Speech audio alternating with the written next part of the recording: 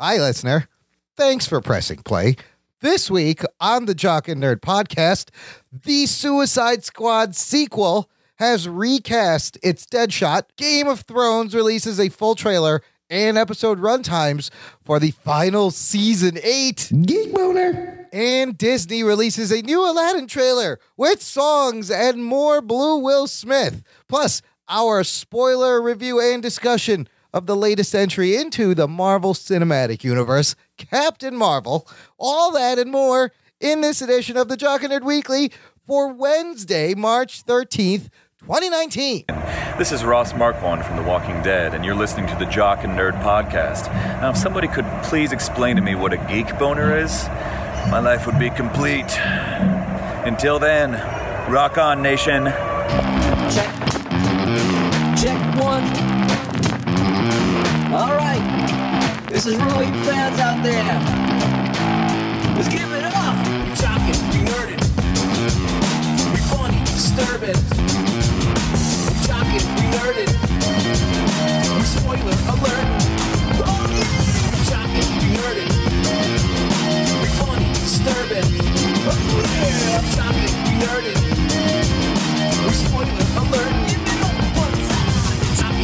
Oh, hello, listener. How's it going? Thanks for joining us this week. And welcome to the Jock and Nerd podcast for your weekly geek fix of comic book and superhero TV and movie news, reviews, and whatever we choose. Jock and Nerd. My name is Imran.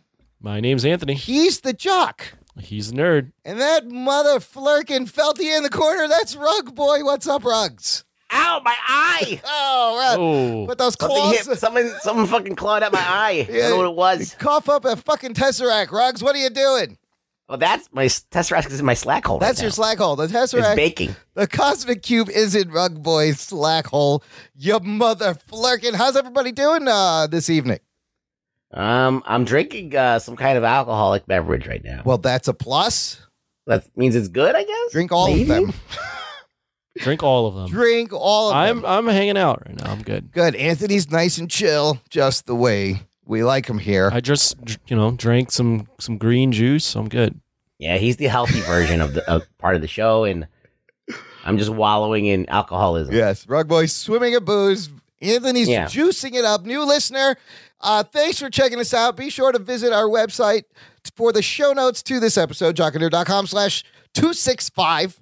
It'll have links to everything we talk about, how to get in touch with the show, how to subscribe to the show for free so you get everything the minute it comes out. And currently it's 2 shows in the feed. It's this show, the Jock and Nerd podcast, and there's another spin-off show called the Jock Spin-Off Show. Or just the spin-off show. Or just the spin-off show with our... Hosted by the Jock. Hosted by our buddy, Anthony. And that's been going great, Anthony. Everyone, I think people are really digging the conversation. So I hope so. If they're not, then you don't have to listen. But the last one I did was with a buddy of mine, Nico Salgado, who lives in New York and is an independent filmographer, videographer, photographer, whatever the fuck you want to call it. So that's cool. And then the one coming up, just a little tease, is going to be with TJ from Voice from the Underground. Yeah. I meant to press the button. Yeah. So, instead of pressing the button, you just said, yeah. So you would have overlapped his yeah with yours? I walk around all day going, yeah, at the office, in the hallway. I don't know why. I can't stop doing it whenever something good happens. Check out those spin-off shows. Guys, before we get to the news, I want to share some audio because, Ruggs, you and I were old farts. We bag on the millennials because it's fun and it's funny, right? Sometimes it's easy. But look, to their credit, that generation has it kind of rough. I saw this thread where this guy was like, look, if you're between the ages of 25 and 28 or 18 and 28, let me know how many jobs you've had in the last 10 years. And the numbers were staggering. These kids were like, 10, 12, 15, 20 jobs in the last few years. This is what they're dealing with. It's pretty crazy. So I found somebody shared some audio. It's from a millennial. It's kind of a PSA from a millennial to the millennials about working, the benefits of working, finding the good in things. And really, I love this guy's energy, and everything he says is on point.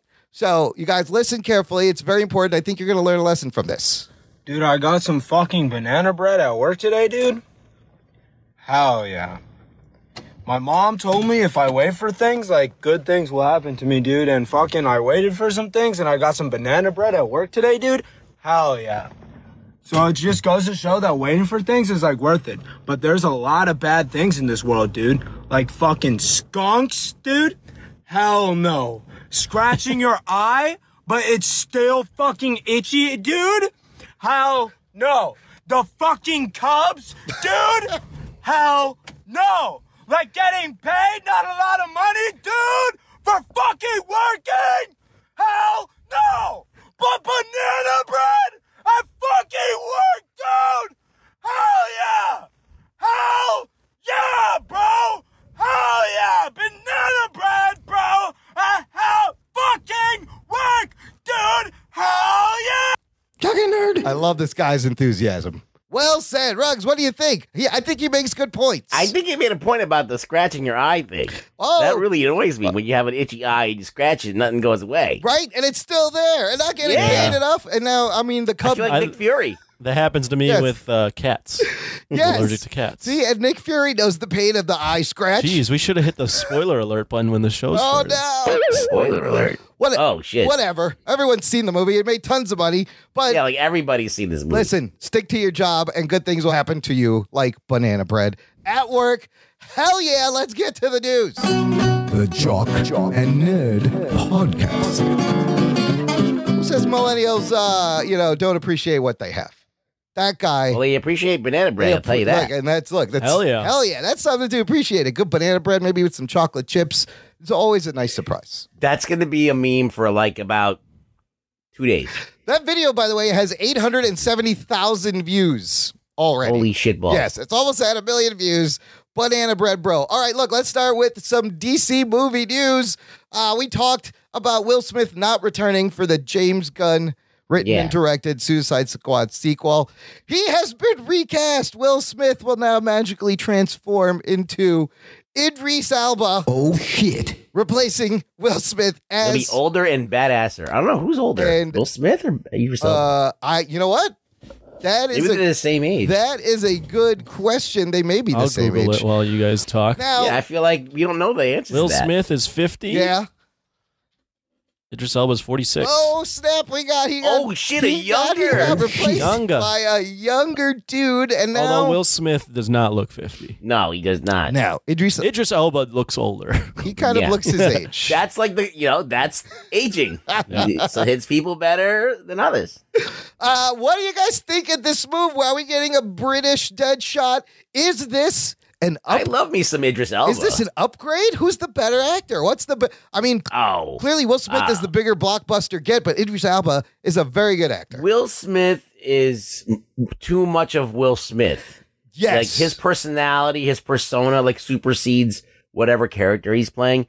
Idris Elba, even though we all know who he is, he can assume the characters a little bit better. So I'm going to give this is an upgrade. I think this is an upgrade also. Anthony, what do you think coming from, he's Heimdall in the MCU and now leading this new Suicide Squad as Deadshot? As Heimdall, he was okay. Bit part. Yeah, it was a bit part. Yeah. I enjoyed Will Smith as Deadshot in Suicide Squad. I thought he was one of the better parts. That being said, I just enjoyed seeing Will Smith. I don't know if he encapsulated Deadshot necessarily, but Will Smith as I enjoy Will Smith in a superhero film, especially in a DC superhero film. You don't get a ton of amazingness.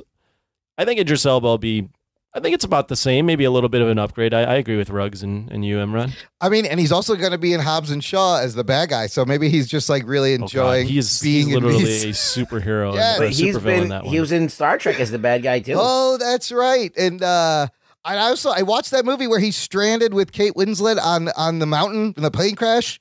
With the dog. Really good movie. And he's great. Like he's great in everything. Pacific Rim. Yeah. Oh yeah. He's canceled the apocalypse. Oh, that's right. And he was on Saturday Night Live last week. Did anybody watch this? Oh. Do people still watch SNL? Who's watching SNL? I watch it. What's the demographic? on SNL? I watch it. I still watch it. 38 and over? I still watch it. They're trying to stay relevant. They got Pete Davidson. He's speaking for the 20-year-olds of the generation. No, he's not. But dude, they had a great bit where it was a comic book bit, and he's like at a store. He's trying to get a refund, and he's getting mad. And it's like the Hulk. He's like, "You wouldn't like me when I'm mad." And he turns into an emboldened white lady. Oh shit. Played by Cicely Strong. And suddenly she's like, "Get your hand off me." They're like, "Wait, nobody has their hand on you." And she's like, "I'm going to call 911. She's like, "I'm feeling aggressed over here." And it always works. It was pretty funny. They called him the Impossible Hulk. Oh. So it was a nice little comic book tie-in.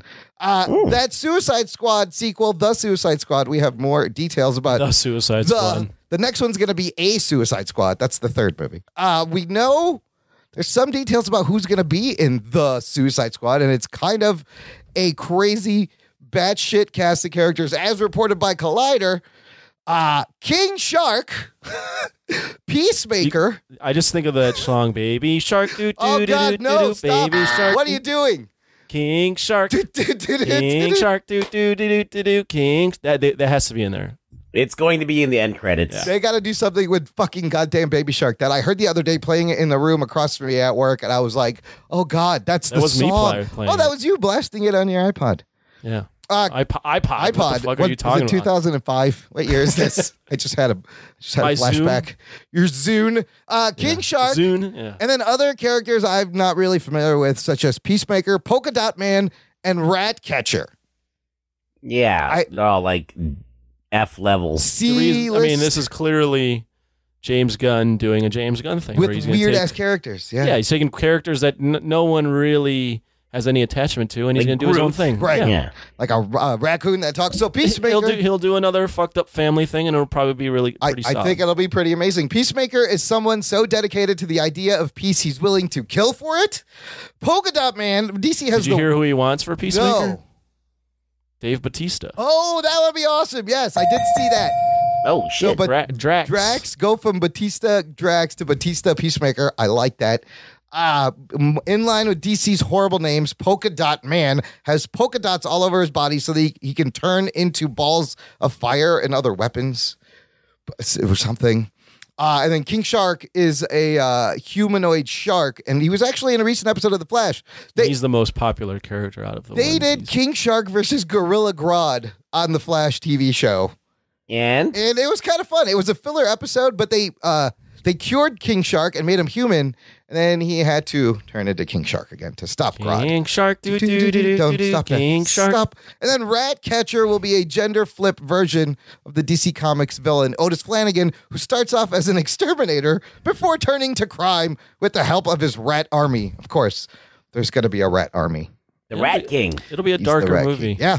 from Ninja Turtles. I kind of like that I don't know any of these I like it. characters, and we got King James Shark. Gunn should be doing Guardians 3, Absolutely. but I'm cool with him doing Suicide Squad. Suicide Squad is going to be his Guardians 3, and the reason they had to recast Deadshot is I guess he plays a big part in what James Gunn wants to do, which is the classic John Ostrander, Kim Yale run, I don't believe that. is what he's doing. I believe that they wanted to completely distance himself from the first one. Oh, so just start from scratch. Reboot, almost.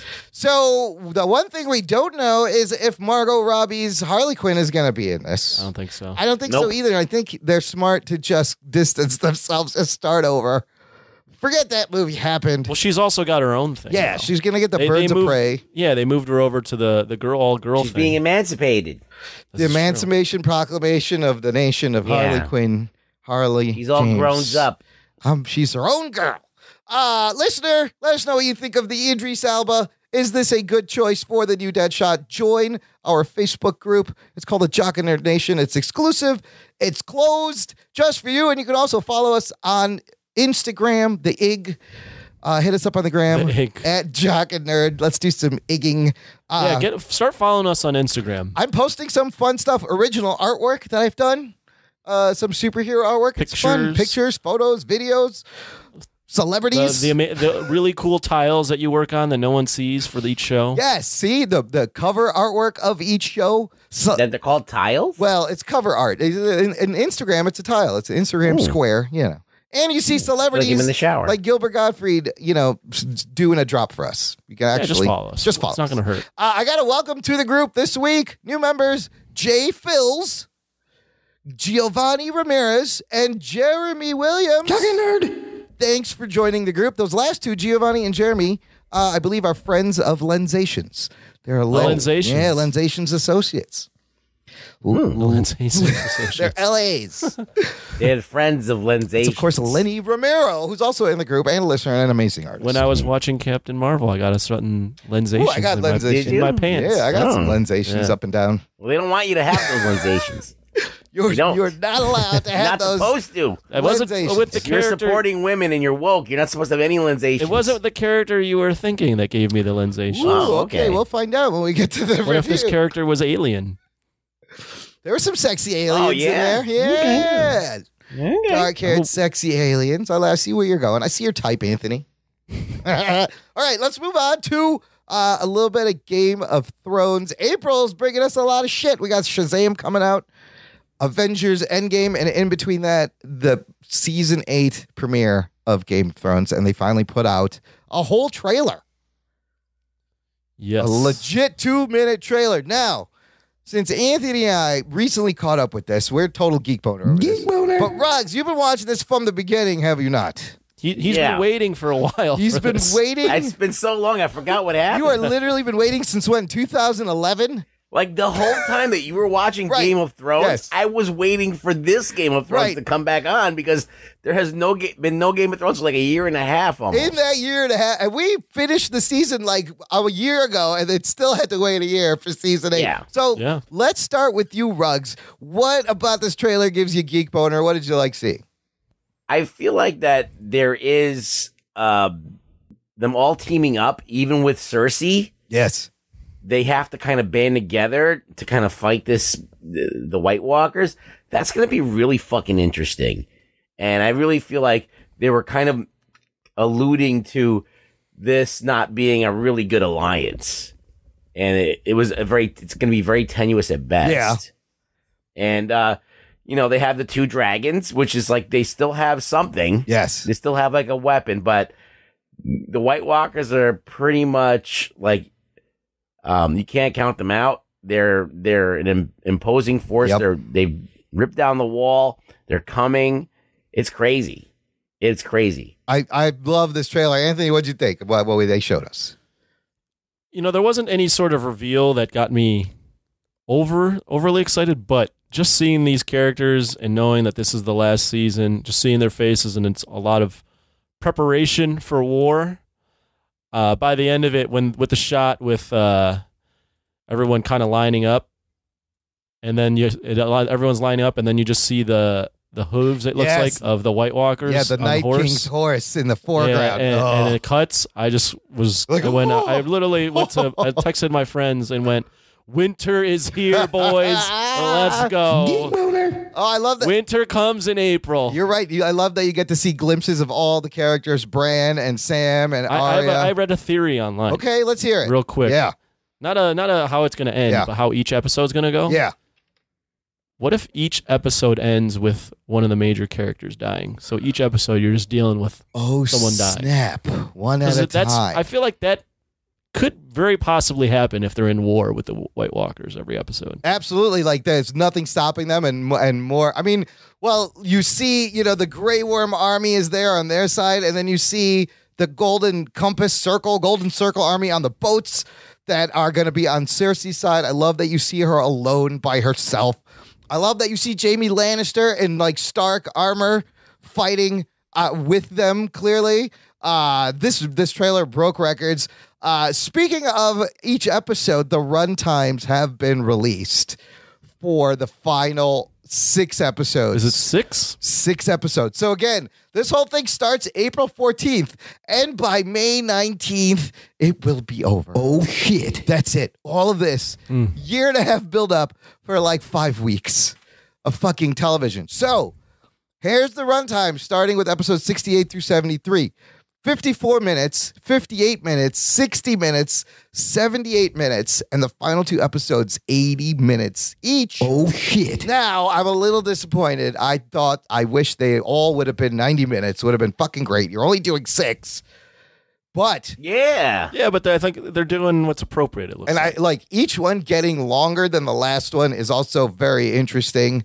And the talk of this battle that's bigger than the Helm's Deep battle in Lord of the Rings, if that's possible. Like, this is gonna be fucking nuts. I heard the third episode has a crazy battle, and it's coming out very soon. I couldn't be more excited. Again, April 14th.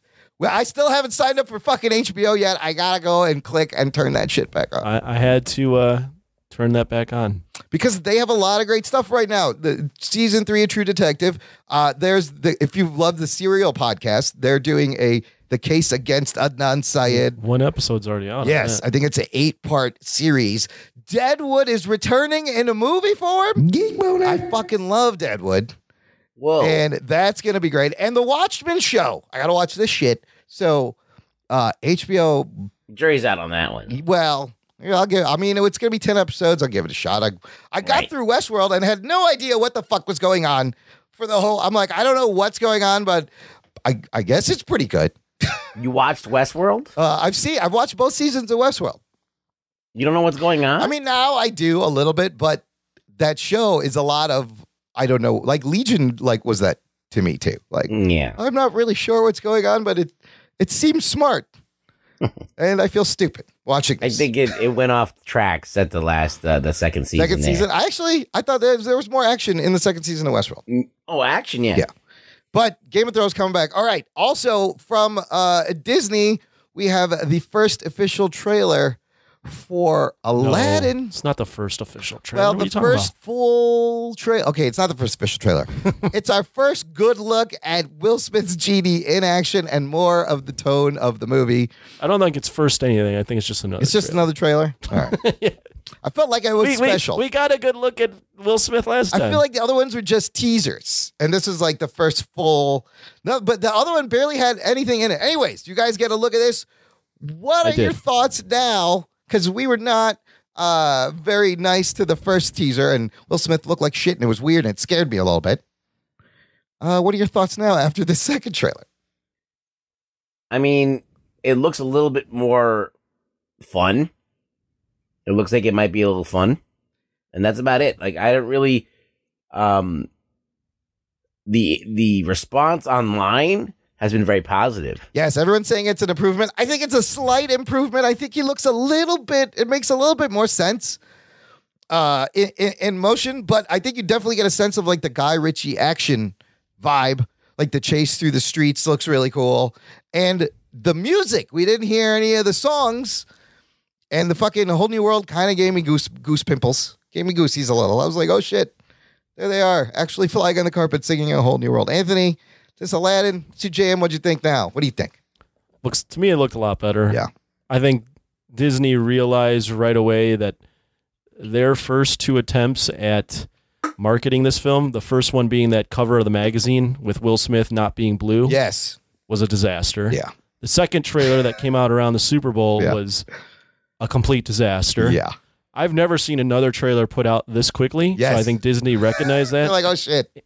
And I'll give credit where it's credit's due. In my opinion, I thought this trailer looked a lot better. It looked a lot more fun. Will Smith as the genie wasn't as jarring, and they included a thing that they probably should have included from the start. Yeah. Which is the fucking Whole New World song. The music. Which is the music. Yes. Yeah, the music is one of the big things about the 90s Disney movies that won everybody over. So all those things combined, I think they kind of turned it around a little That's bit. the thing. They made a mistake with marketing because all you could really mine from those other two trailers was Will Smith and like, what does the genie look like?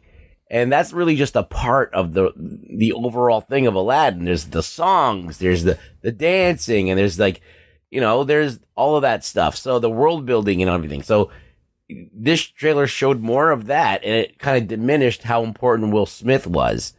And it made it seem a lot more fun. It also seems like it's going to be a little bit different than the cartoon. Am I wrong? It looks like there's going to be more times of Will Smith in human form than in the movie. Yeah, I mean, it's kind of Will Smith playing Hitch, right? Yeah, but yeah. And also, it looks like there's like a quick Bollywood fucking dance scene in there and stuff. There's definitely going to be lots of that. Now, I read this article and it brought up a good point, is how risky the original Aladdin movie was for Disney, because it was the first time they relied on so much overt comedy. They let Robin Williams be Robin Williams, broke the fourth wall. It was very different than their other movies, but it was a risk that paid off, of course. And it's a really stylized, cartoony movie. So that makes making a live action even more difficult. How do you translate that? Where do you put it? What do you do with the production design? Robin Williams is like, is fun in a bottle. Yeah. He's bottled lightning. So you can't do that again. You can't replicate that. So you have to try and do something a little bit different. You have to try and, there's no way you can do what Robin Williams did. So they have to step away from that and do something a little bit new. Make it its own thing, but still, keep the songs they got in the there. music. They're not going to get rid of the songs. The songs are there. The soundtrack was huge. So you have something to anchor it, to what it was. You have the storyline. You have the songs. You have the romance. All of that. And Robin Williams being that the comedic, bombastic thing that he was. I don't know if you can have Will Smith do a Robin Williams impression. It's not going to work. Will Smith's just going to have to do it his own way, and hopefully it lives up. Yeah. Which it we'll see. Also, did you notice that shot where Iago is a giant fucking parrot chasing him real quick? Where was that? I didn't notice that. Yeah. It looked like a giant dragon. Oh, was it a dragon? I thought it was the fucking... it looked like a parrot. It was like a bird or something. Yeah, I thought it was Iago, and we have voice casting news. Alan Tudyk from Rogue One and Doom Patrol. Yeah, he's the bad guy. He is voicing Iago in this Disney live action movie, which hilariously caused Gilbert Gottfried fans on Twitter to get really angry. and really? Yes. And Gilbert, being the sly dude that he is retweeting and liking all of the tweets about go fuck this movie. It's not the same. It should have been Gilbert. This movie's gonna suck, which I think is hilarious. But none of the original cast is in the fucking movie. Yeah, so why should he be in it? Yeah, I don't think he wants to be in it. I think people are, well, first off, people get mad about anything, but I think the Lion King with James Earl Jones. Well, Mufasa is still James Earl Jones. That's the only one that's the same. Yeah, that's why I think people are probably going, well, you did Mufasa. Yeah. Why don't you do something from Aladdin? Yeah. With one of the live actors. I mean, Gilbert for Godfrey would have been all right. That would have been great. I don't know if it would have been better or not. Yeah. I mean, well, I like if they're like, we can't use him. He made a tsunami joke about 10 years ago. He lost the Affleck. He was the Affleck duck.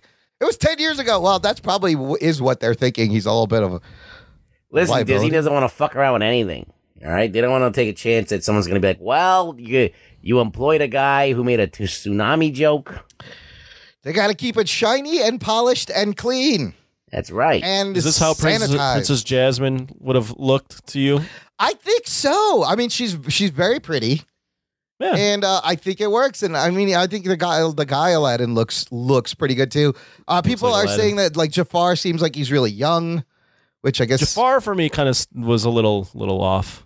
They should have got the girl from Slumdog Millionaire, in my opinion. Oh, wait. His which one was that? I don't remember her. She was, I don't know, but she was really beautiful. And I don't know if she can sing, though. That's a problem. Well, I mean, there's Bollywood. Look, Bollywood stars can all sing. That's all. They have to sing to be in. She's not Bollywood. She's not Bollywood, but you could have grabbed. She's British. She's British. Could have grabbed a Bollywood star. She's of Indian origin, but she's British. But it's supposed to be like Middle Eastern. So why is there like a Bollywood dance number? It's all confused.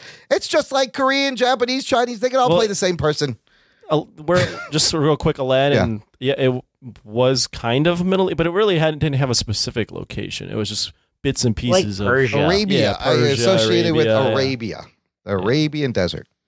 But Arabian goggles. But the tiger's in it, the monkey's in it, the fucking parrot's there. Where's the uprising from modern day Persia? Was it Iran, Iraq? About these characters, these actors and actresses not being from Iran? Yeah, you know what? You know what? Why don't let's start there. They're brown enough, apparently. But they're slightly brown. We'll take it. Main dude is Egyptian. Yeah, well, that's good. There you go. And Naomi Scott's Indian. That's of the region. From Britain. It works. Jafar is he's Dutch. Listen, dude's Dutch, but he's of Tunisian descent. Not everybody in Crazy Rich Asians was Chinese, were they? No, they weren't. They weren't. Don't matter. Doesn't matter. For Asians Not and brown deal. people, I'm just being facetious. If they're brown enough for Asian, it doesn't matter. Like nobody cares. How I think brown it's hilarious. is brown, though? That's the thing. It's like mocha, like a nice mocha brown color. This applies to everything. There's plenty of white actors that are not Italian Yeah, or Irish that play. Same thing. It works. You got to find the talent. That's the problem. Talent is the issue. This one's May 24th coming out. All right, let's finish up the news section with some TV news. Streaming Wars update, because Marvel Studios has announced, according to Slash Film, that they are producing a animated anthology based on the What If comic book series, Geek Boner. which I loved. You did? I loved the What If. Growing up, finding You the did? old ones. You never liked those, Rugs? No, I thought it was a waste of time. Like, this is not really happening. I don't need to know about it. But that's what's fun about it, is you can explore weird things. Like they did what ifs, like what if Captain America hadn't vanished during World War II? What if Spider-Man didn't become a crime fighter? What if Thanos joined the Avengers? Crazy shit like that. Yeah, I don't care about any of those things. No? Yeah, because this is what would happen. Either number one, it would just annoy the shit out of me because I don't care about it. Yeah. Or number two, if the what if was better than the reality, I would be pissed at the reality. I'd be like, oh, this is so much better. Why didn't they just do this instead? This is so much better. And then I'd be mad at life. So I was like, no, this is just, you're just breeding things I don't like. Maybe this will sweeten it for you guys. Anthony, this show will be overseen by Kevin Feige. It will not be in canon with the MCU, but it may feature main actors from the live-action MCU doing the voices. What do you think of this idea? Are you familiar with the What If? I have a passing. I mean, it's not hard to figure out. Right. It's what if something wacky happened? Elseworlds. It's their shot at doing crazy shit, but not having none of it really matter, just for entertainment. So it's going to be a cartoon. Yes, it will be animated. Yeah, I mean, if they can get if they can get the main actors and actresses doing the voices, cool. Right? That would be neat. Yeah.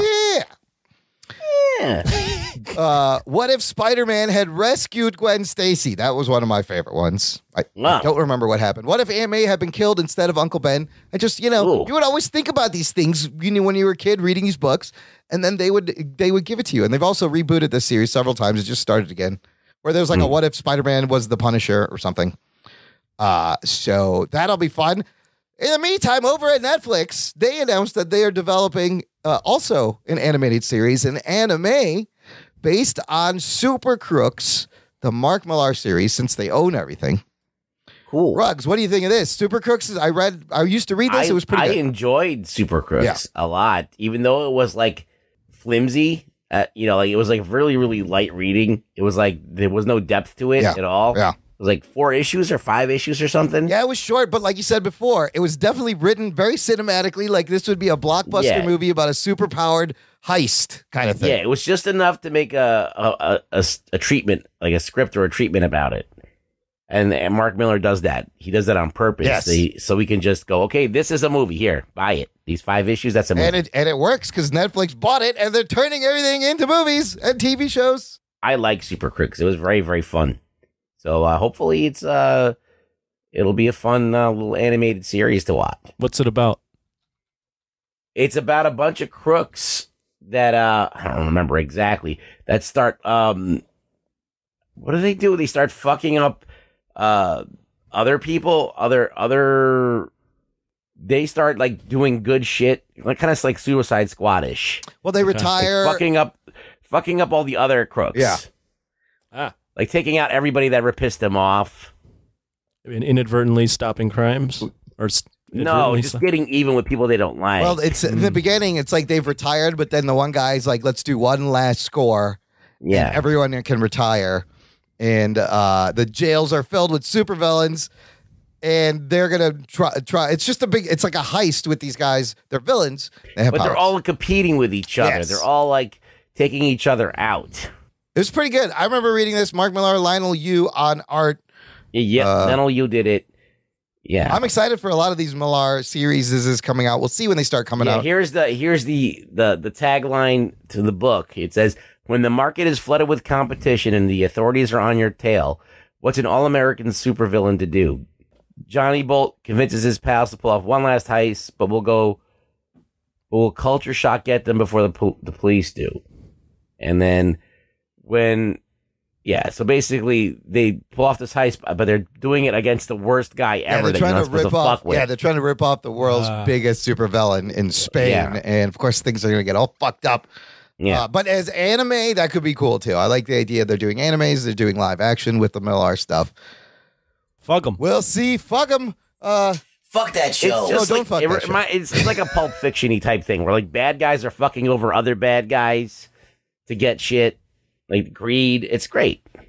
That's going to be take cool. your word for it. Yeah, no, it's going to be cool. Anthony, I'd ask you what you think, but I don't think you're familiar with any of Mr. Millar's work. Exactly. So moving on, meantime, over at Sony, from a new profile article from Variety, the Sony executive pictures chair, Tony Vinciquerra, he has said that they have plans in place for the next 7 to 8 years for Spider-Man, not only on the film side, but on the TV side. Geek boner. And he's specifically talking about the 900 characters that they have rights to. And the quote in the article says, we're developing a lot of Marvel-related content that I think will be out in the market very soon with something really big and transformational for us, because we've not done any shows with Marvel before with Marvel IP. So Marvel and Sony there gives me a whole bunch of sounds good, but it is Sony. Where is it going to be seen? Is it going to be on Disney? See, that's what I don't know. Is Sony going to have to start their own streaming app? Is this just for broadcast TV? Where are they putting this? Oof. Another streaming app. would They be just brutal. said television. No, they should not do it on an app unless it's like an already existing app, like Hulu or whatever Netflix is going to be, or Marvel's Now or whatever it's called. Marvel. Could they Go. pull off Marvel Go. like I don't know what it's called. What is it called? Marvel Now? Marvel Which Today one? Now? Disney Plus you're talking about? Disney Plus. Yeah. I'm trying to figure. I have a couple. People. Marvel Now was that comic book Yes. line they released. Said it was Yeah, all nobody new liked Marvel now. Yeah. I've had a couple of drinks. And then it I was don't know what Marvel I'm talking Now, about. Wow, and How. Marvel more now and later. Marvel later. Could they pull off maybe if they partnered with a network like an Arrowverse of their own in the Spider-Verse? Is this what they're thinking? I don't know. I don't know. I don't think they should create their own platform. That's going to be fucking a complete waste of time. They're riding the wave of Venom and Spider-Verse, Yes. making a lot of money. Yes, there are. You know, they said And yeah. they're back on we could do something here. You know, because they've talked got about something. they've talked about a movie with all the Spider Women. They talked about a Spider Ham spinoff. It's all coming. It's all, and as a Spider-Man fan, Geek I couldn't boner. be happier. But how about Sony? You give us an adult Spider-Man. Leave the Tom Holland over there in the MCU. Give me an adult Spider-Man again. But I don't trust them. I don't know. I'm conflicted. Do Craven's Last Hunt animated, that'd be crazy. and Imran will suck your balls. Or as a TV show, as like a 10-episode TV show. Yes. Fucking Do it. Do Sin Eater. yes. Give me like a HBO level adult Spider-Man live action TV show. Animated. I'll do animated. Okay, Do or it animated. I mean, they got the Marvel Spider-Man show Just now. don't animate it all jerky like that. Yeah. Like that Yeah, Spider-Verse frame fucking rate movie. was a little jerky. I'll give you that. Yeah. Although I still love that movie. I still love it too. Yes, I still Oscar love it, winning. but it's Listen, that's one of the things that pisses me off about that and movie. watching could it have been again, perfect. it does like I notice it like when he's Yeah. running and moving and certain times you're like, okay, it's a little jerky. Some things are out of Now yeah. you're starting to understand what I'm saying. Yes. No, I saw it the first time, but I chose to ignore it. Yeah, people like cognitively are dissonant when they feel like doing that. Throw in a couple of more frames. Come on. You got what's it going to hurt you? You're already there. Okay. Last thing. Let's not leave Hulu out because they announced that if you have Spotify Premium, it now includes Hulu for no Oh, where? extra Oh, cost. shit. What does That that mean? doesn't make any sense Yeah. to me. I have Spotify Premium. What does that mean? This is what you do. In this article from The Verge, you need to activate Hulu on the Your Services page within account settings. And then you can listen to Hulu. You just can't watch it. If you already get Hulu through Spotify, you won't have to do anything. If you have Hulu and don't have Spotify, you need to cancel your billing through Hulu, set it up through Spotify, and then you can log into Hulu for. Wait, do it. Tell me again. It says activate Hulu on the Your Services page within the account settings. Basically, this is following, Netflix raised their price. Hulu lowered its price down to $5.99 a month. And now this partnership with Spotify is crazy. I just finished my trial run of Spotify it was like $10 for 3 months. I have Spotify Premium, and then Okay. I'm gonna have to figure this out. Log in but on the website or on the app and find it, because apparently free Spotify, there'll be ads in the Hulu. I mean, free Hulu with the Spotify. I think this is kind of big. But you can't. It's a limited. It has limited commercials, but you can't add stuff like you can in the regular Hulu. Like if you wanted to add HBO or Showtime, so it's kind of like a limited Hulu. But whatever, they're trying to sweeten. Spotify's trying to get people. I don't know, and Hulu gets more subscribers. Spotify. I mean, I enjoy Spotify Premium for sure. Do you listen to Pandora still? You know how big Pandora? No, absolutely not. So Pandora is actually bigger U.S. Spotify's bigger internationally. And Pandora just started accepting podcasts, but apparently Pandora is huge. Like But you can pick your own music on Pandora. You can if you pay for it, just like Spotify. Okay. Aren't they doing something with SiriusXM? Oh, Sirius just bought Pandora. Oh, shit. That was the other thing. Right. So I don't know if that content is going to mix. If you're going to hear Pandora channels on Sirius, if you're going to hear Sirius shit on Pandora as podcasts, I don't know. But look, everyone's buying everybody else, and this is also going to affect HBO because AT&T and Warner Brothers merger is done, and the fear is AT&T really wants to use HBO, which is the main thing they bought Warner Media. It's the shining crown out of what they bought, that they're going to dilute HBO's brand by making them push like their model, what they want, when the reason HBO has been popular is that they've been allowed to be artistically, creatively free. No one tells them what to do, which is why the shows are great. Now they have a new boss, and actually John Oliver, and last week tonight. What is with your voice? I don't know. I needed to drink some water. Drink some jizz, Imran. Jesus Christ. Running low on your jizz. Lubricate that throat. Lubrication. John Oliver has been making fun of the AT&T merger and taking digs at them. But it'll be interesting to see what AT&T does with HBO, whether they ruin it or they let it be what it is. I don't know. I don't know. That's depressing. That HBO could turn shitty. It can. It does. That is a possibility. I don't like they it. have new corporate overlords. God damn it. This is what's going to happen. This is what we're... Well, I mean, as if HBO wasn't a corporation before that. It was, but they were, again, allowed independence, allowed to... Well, they had their shit together, Yes. and they had it all together, and now it's going to come not Well, then together. get your shit together. Get it all together and put it in a backpack. All your shit, so it's together. All right, I'm cutting in here, post-recording, with a real quick, important announcement. We happened to record the show a day early this week, and of course, what happens the next day? Marvel releases the second full trailer for Avengers Endgame. We will discuss this on the next episode next week, but it was too good not to dig into and geek out in the moment. So, listener, just head on over to jockandnerd.com/Patreon, and I've put up an instant reaction with myself and Anthony as a free clip. You do not have to be a fan club Patreon supporter to enjoy this. It's a sample of the kind of bonus content you're going to get on our Patreon. So check it out. If you like it, sign up. It's not going to hurt you. All right, back to real time. Talking nerd. And with that, we're going to take a quick break, play some lovely promos of our friendly pod buddies, and we'll be right back with the review of Captain Marvel right after this. After these messages, we'll be right back. Hi guys, I'm Dean, And I'm Daniel, and we're from the IMDb Journey podcast. where we break down every movie from the top 250 list, giving our own thoughts and reviews and any general discussion along the way. But when we're not doing that, we also battle other podcasts in various movie-related games of trivia and drafts. We also give quick reviews about every other film we've watched as well. Yeah, here we're quite good too. Yeah, if you guys don't believe us, why don't you listen to these genuine testimonies?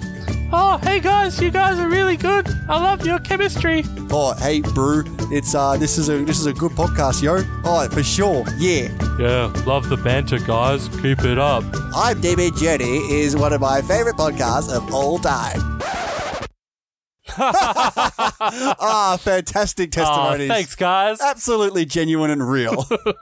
And if you want to give a genuine testimony as well, go ahead and search for IMDb Journey. You can find us on all your favorite podcast sites, including iTunes, Stitcher, and Spotify. So come along and join our journey.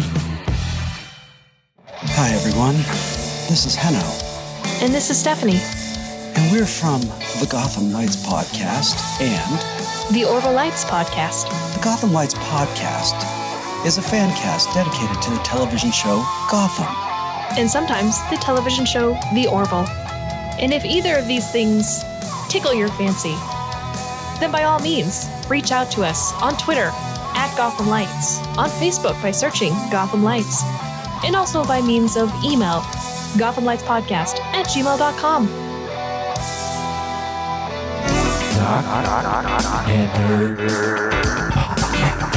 All right, I just gargled some Vaseline, so I should be Nice. good. Who knew there was more than one purpose to Vaseline? I didn't know it had all these different uses. Listener, if you've been enjoying the show, join our fan club over at jockandnerd.com/Patreon. It's lots of fun. You'll be helping the show out, show your support, and you get bonus to a whole separate podcast feed full of bonus content. All the shows come out on that feed early. So it's like having the main feed, but there's more shit in there. Talking nerd. We've had some movement, gotta say. We had some bowel movements, and then we had some Patreon movements. The Patreon movements are a lot nicer. Big thank you to our latest $5 a month Rug Boy approved member, Tyler Turner. Whoa. You are Rug Boy approved, and I took that sound clip off the board. So, Rugs, give him a live Rug Boy approved. Rug Boy approved. Terrific. That sounds just like the record. Wow, it's really him. Thank you, Tyler. And also thank you to Joe formerly from work. Joe from work. Joe, former employee. Yes, former coworker. Increased his pledge from $1 to $5. Talking nerd. Wow. Also, he gets a Rug Boy approved. Rugs, Big money. You're going to have to... Rug Boy approved. So thank you guys. Sign up today. And Anthony, you had a really great idea to entice people. Here's some more awesome bonus stuff coming on the Patreon. Why don't you tell them your idea? Oh, the Marvel one? Yes. I was waiting for you to ask me what Anthony has an idea. I want to hear. I have an idea. It's all started with an idea. It all started with a thought. Yeah, no, so each of us will hopefully do our own separate MCU rankings on Patreon leading up to Endgame. So we'll rank all 21 movies. We won't do it together. Movies. We'll do it separately because doing it together is just going to be us talking over each other, and that's just not good for anyone. It's what we do best. It'll get messy. But yeah, we'll do that before Endgame, and then maybe for the Endgame review, we can reveal what the top 5 were, or whatever, or where this lands. But or just put it on Patreon. It's only going to be there if you want to know. There's a lot on Patreon. Yes, there's hours and hours of lots of bullshit and nonsense. That's hilarious and entertaining. All right, let's fucking finally flirt and get to it. Captain Marvel from Marvel. Here's your spoiler alert. Strap yourselves in, you fucks. Spoiler time. We're going to spoil the fuck out of the 21st movie in the MCU in its 11th year. Yeah, chapter 21. Everyone got to experience. Based on the comic character Captain Marvel, whose first appearance was Marvel Superheroes number 12, December 1967, as the male version Captain Marvel. Carol Danvers' character at first appearance in Miss Marvel number 1, January 1977. But Carol Danvers' Captain Marvel first appearance, where she finally takes the name, July 2012. So just like 7. It's very confusing. It is. Because this movie is not about Captain Marvel. Right. It's this movie is about Miss Marvel, which is Carol Danvers, who just adopted that name. Yeah, they don't say the name. And, the comic book history of Captain Marvel is super convoluted as well. So, well, Miss Marvel and Captain Marvel are both convoluted because Marvel, they wanted to use the name Marvel in one of their heroes. Yep. And they wanted to keep it out of DC's hands. So they had to keep some character with the name Captain Marvel or the word Marvel in their name. So DC couldn't use it. So they just put out these things hoping it was going to catch, and it never did. The original, you're right. And like, the company's called Marvel. They're like, we should probably fucking use the name of the company in something. And the original Captain Marvel wasn't really a very hugely popular character. It was kind of... Actually, the original Captain Marvel is the current Shazam. Yeah. Fawcett. I'm saying the original Marvel Captain... I'm saying the OG Captain Marvel that was known that first. is Shazam. Yes, this all starts in the 40s with Fawcett Comics and the character of Captain Marvel, at which point National Comics, that's DC before it's DC, sues them because it's too similar to Superman. It goes away for many years, and then Marvel creates Captain Marvel, and then they sue DC for something and forcing them to change the name to Shazam. It's such a fucking mess, this whole history. It's kind of interesting. But even within the Marvel Comics universe, the Captain Marvel history is convoluted and crazy. Yeah, it's been like passed on to different dudes. Different people have taken, men and women have taken, and Skrulls and Kree have taken the moniker of Captain Marvel over the years. Other than pretty recently, there's not really been a definitive man Captain Marvel story, really, and the definitive women Captain Marvel stories are all pretty recent. The ones before that are stories that were of its time and are now kind of looked down upon. Those are Miss Marvel you're talking about. I'm talking about Miss Marvel. Right. I'm saying such as her getting raped. She had a really strange history. She was raped, and then they came back. They were of its time. Yes. Well, like, it was one of those things that it wasn't like she was held down and raped or whatever. She was mind controlled and manipulated. Basically, this one bad guy mind controlled her into getting impregnated by him. Yeah. And basically, I guess that's rape. He mind controlled her and made her get impregnated by him. Then she had a baby that was his clone. Right. And then she fell in love with that baby. Oh, Jesus. Wow. And then later, basically the point of this is there's not a lot of comic book history that's actually tangible enough that anyone remembers to work with. Until Kelly Sue DeConnick comes along in 2012 and, starts this current Captain Carol Danvers, Captain Marvel, who is now modern. This is heavily based on. Right. But the thing is that Miss Marvel, they launched her in this black costume with the sash. And at that point in time, she was a pretty like recent or constant character that was in the Avengers and was a powerhouse in the Avengers. And she only didn't Avengers and then the X-Men. She didn't take the name out of respect to Marvel because their origins are similar in the movie. They changed a little bit of things. Basically, it's explosion. Marvel's there. She gets powers. It's kind of the gist of the book. Let's get into the review. Anyways, look, before we get to the review, we got to talk about the Rotten Tomato score currently is 79%. Right. So it has dropped down. Average rating 6.8 out of 10. Okay. Now, the audience score is now at 63%. Now, I'm sure you guys heard all the news. I think, with the trying to review bomb this movie, it was really dumb, waste of energy. Like, the most alarming thing is the waste of energy that within hours, Friday morning, this movie came out, there were 58,000 negative reviews. Should we encapsulate really quickly why that happened? If you could do it in 1 minute, do it. All right. So, basically, it's a case of fans on both sides blowing things out of proportion and making things even worse. There was a clip of Brie Larson saying that she wanted more diversity, less male reporters at these events, and they took that and they twisted it into something bad, which it wasn't. She was making a good point. Then she had a speech at an award ceremony where she said she doesn't care about what a 40-year-old white dude thinks about movies that are not directed towards them, and those movies are not for them, so they shouldn't say anything. So that she kind of doubled down on that a little bit, but she was just explaining about that whole thing about diversity again. She kind of worded it in a weird way. That got twisted and blown out of proportion. So they took that and ran with it. These angry fanboys. But then what happened was that the people who were defending Brie Larson were like, "Fuck you! Don't come to the movie then." And so it was this thing. It's like, will they or won't they come to the movie? Yeah. Well, let's review bomb this movie. Let's try and spin this into some kind of negative thing for the movie. And it blew up in their faces because it made people double down and go, no, we're fucking going to see this movie. Yes. In spite of all you fucking haters. And I mean, of course that's going to happen. Any press is good press. And clearly everyone came to see this movie. Sometimes I wonder if Marvel didn't engineer it themselves. That's also possible, but the other thing I realized is that unless you were on Twitter or these comic book sites, like 90% of the general mass audience had no fucking clue any of this was going on. Right. It doesn't matter. It's so dumb. Well, huge waste of energy. The review bombing made the news, though. It did, but it wasn't even until then. People were like, what? What's going on? And like people didn't know why or cared, and it's just a waste of energy. Rotten Tomatoes. All it did was cause Rotten Tomatoes to have to do extra work and change their system and delete a bunch of things. What it did do, I don't want to spend too much time on this because it's really not. It's part of the story of the movie, but it's not the story of what I'm going to say about reviewing it.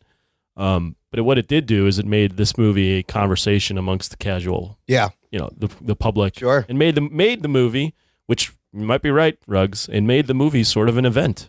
Yeah, you had to. If you were going in to see it and you were aware of this conversation, you were going in proudly and going, I'm supporting this. Yeah. I think it definitely pushed people there. But from my perspective, it was largely just fucking annoying to have to see this shit found it very annoying. every day. Well, what this the is fuck? my take on the box office. You could talk about the box office success of it right now. Okay, yes. So clearly it didn't work. Everybody went to see this movie. It's fucking breaking tons of records. Opening weekend, we don't have a production budget. Opening weekend, it makes $153 million domestic. Currently, right now, worldwide, this is just in a week of release. This made $524 million. Oh, shit. It is it's made over $500 million on track. It'll probably make $1 billion. Here's some of the records. It's the biggest opening weekend of the year so far. The 6th biggest worldwide opening ever. The 7th highest opening in the MCU overall. The biggest opening weekend for a comic book movie with a female lead, both domestically and globally, topping Warner Brothers' Wonder Woman. That made $103 million domestic, $228 worldwide. That is now second largest domestic debut for a superhero origin story, behind Black Panther, that opened at 202, and let me give you some more. It will probably make $1 billion. Similar movies that opened up with a similar opening weekend are both Hunger Games movies. First one, I believe, and the second one, Catching Fire. The Dark Knight and Rogue One. Wow. Rogue One and The Dark Knight both ended up over $1 billion. The Hunger Games movie did not. But the Hunger Games movies, I don't believe, are as popular. Obviously, it's not as popular worldwide. Right. I mean, this is amazing. These are amazing records. What do you attribute this to? I think part of it has to be kind of the surrounding controversy. No, I think that you made a good point that nobody knew about this. I mean, a large portion, nobody. I hate when I make generalizations that I think everybody's going to understand, but I clearly from Twitter know that I can't make generalizations and help people read between the lines. That's how you get banned by Gail Simone, Ruggs. Yeah, a large amount of people, so you have to now be more specific when I talk.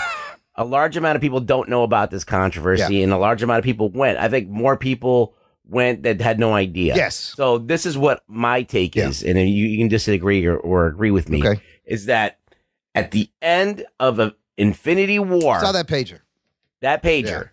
And that was, okay, this is who Nick Fury is paging to fucking, and that's the ray of hope. We got to find out about her. And I think everybody was like, let's see what the fuck, this is basically another chapter of this story that we have to watch now. And I think that there was no fucking way, no matter what any internet troll was going to say, that was going to miss this movie. Yep. Because I have to see it, because I have to see Infinity War, the end game. So, in fact, I heard this. The demographic was 55% male opening weekend came out to see the movie. Is what the numbers were. So that's all. But which means 45% female, which is one of the smaller gender divides in the MCU. So it did draw the women. Let me add on. I agree with Ruggs, and the Infinity War lead-in is big. Yep. I think that just a lot of women in general saw this movie, not because it was this feminist thing, but just because, cool, they get to see a woman superhero. That's awesome. Yeah.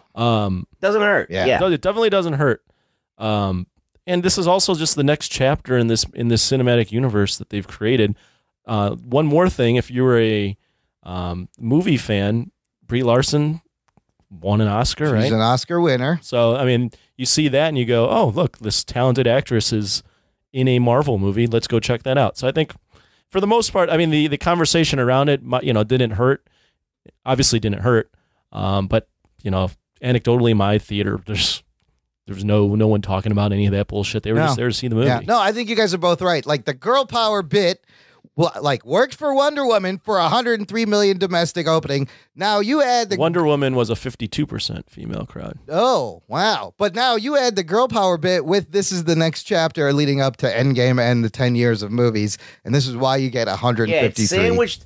Wonder Woman, I think, is more of a feat because not to take away from what happened with, but like Wonder Woman was like punching up from this the terrible DC reception.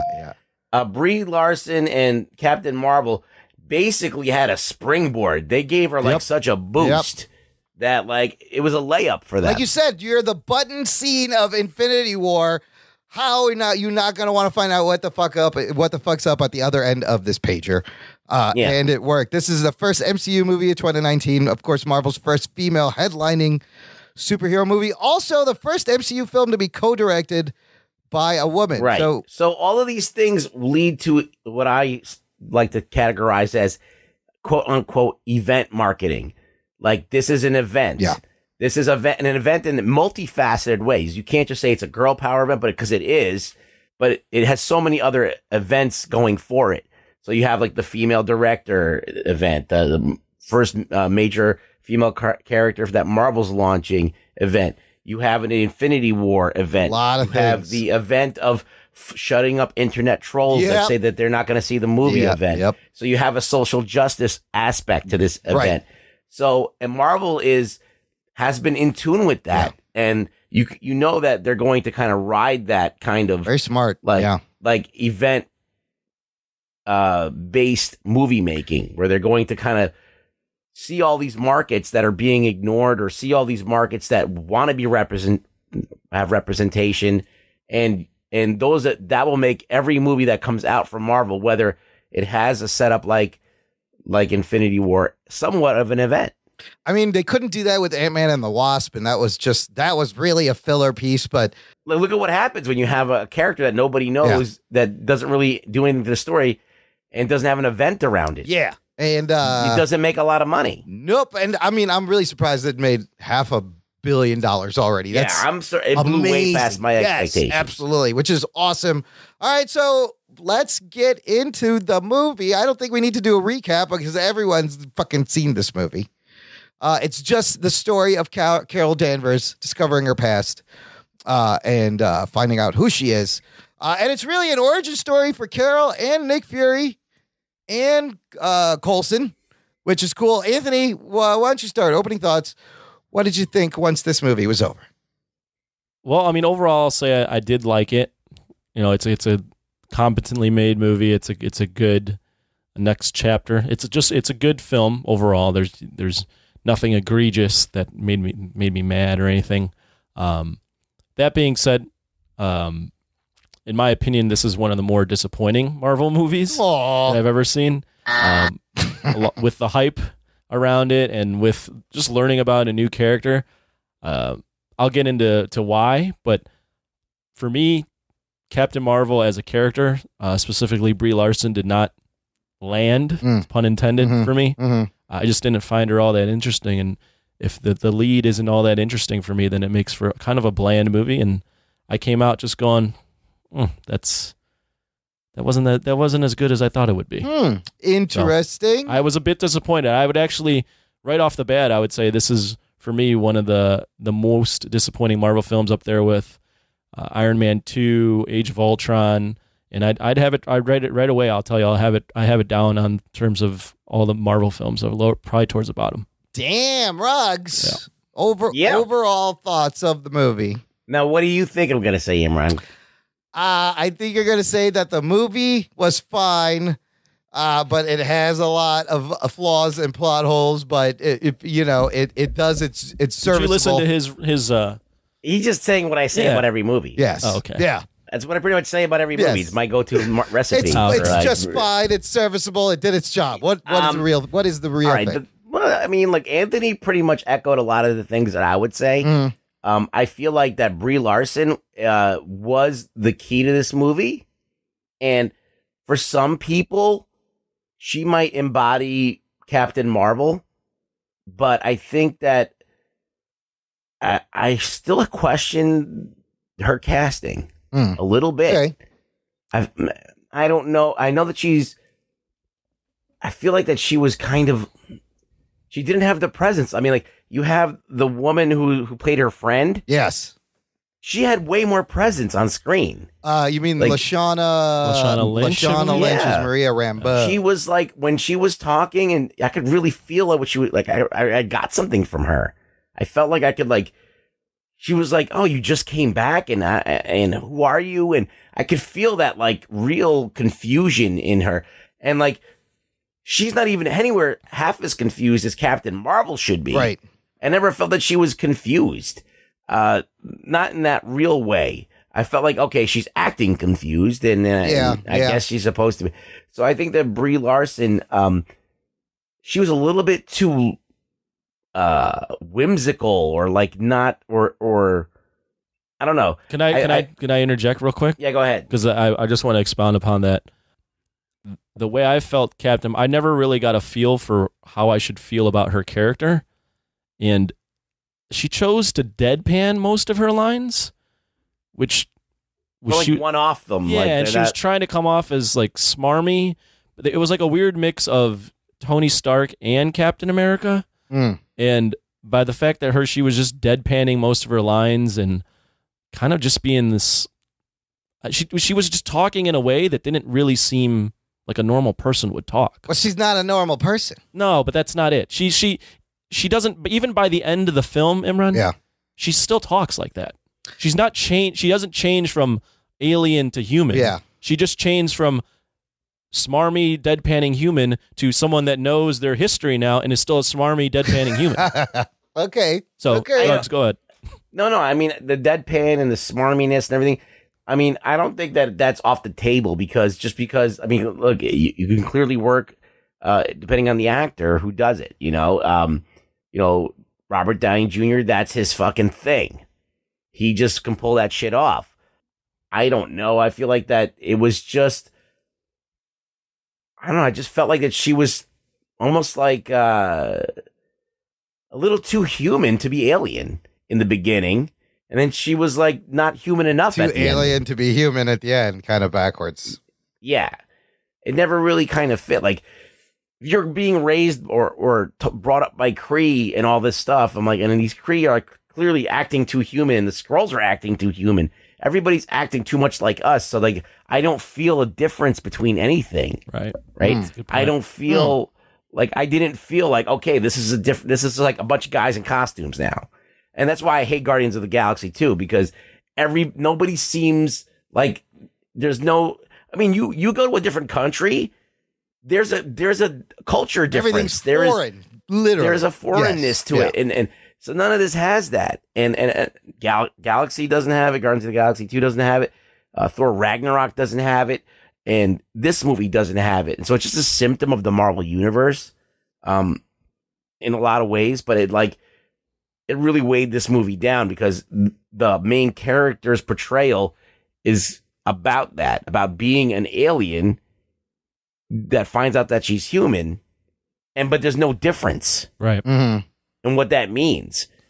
So I think that portrayal by Brie Larson was a tough one for her to do. And I feel like she did a serviceable job, but I wasn't like crowing about it. I wasn't like, wow. When I saw Killmonger, I was like, holy shit, this fucking moved me. Okay. Yeah. This didn't move me. When I saw, Robert Downey Jr. as Iron Man, that was like, oh, that's fucking great. That's genius. Like I couldn't have figured that one out myself. So it's kind of like, it was all right, her performance. Yeah. And then overall, the movie, just all right to you. I think the movie was fun. Yeah.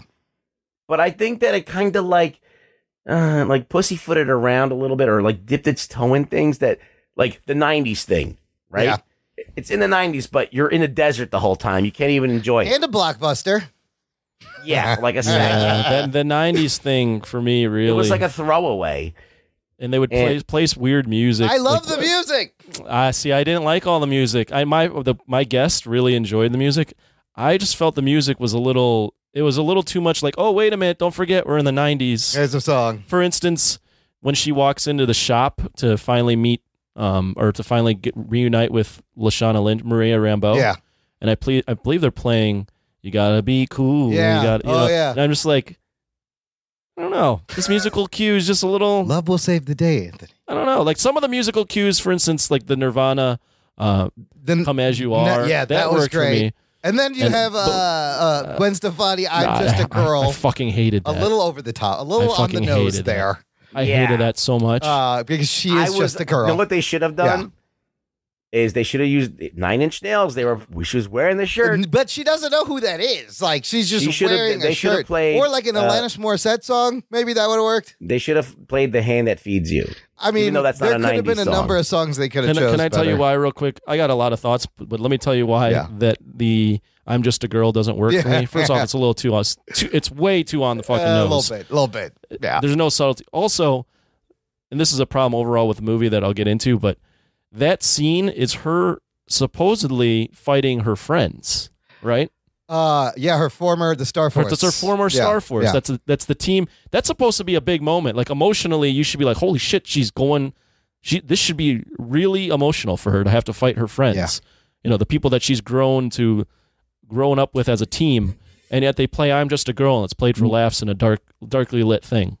That's why 9 Inch Nails' "Bite the Hand That Feeds You" is the perfect song, because the lyrics are about like turning on what you've believed in your whole life. That's a good point. You know, so there's a bunch of songs that those are all of her friends she's fighting. It's the perfect song to go there, and they went with something else. But I mean, whatever. I never gave you my overall thoughts. Yeah, go ahead.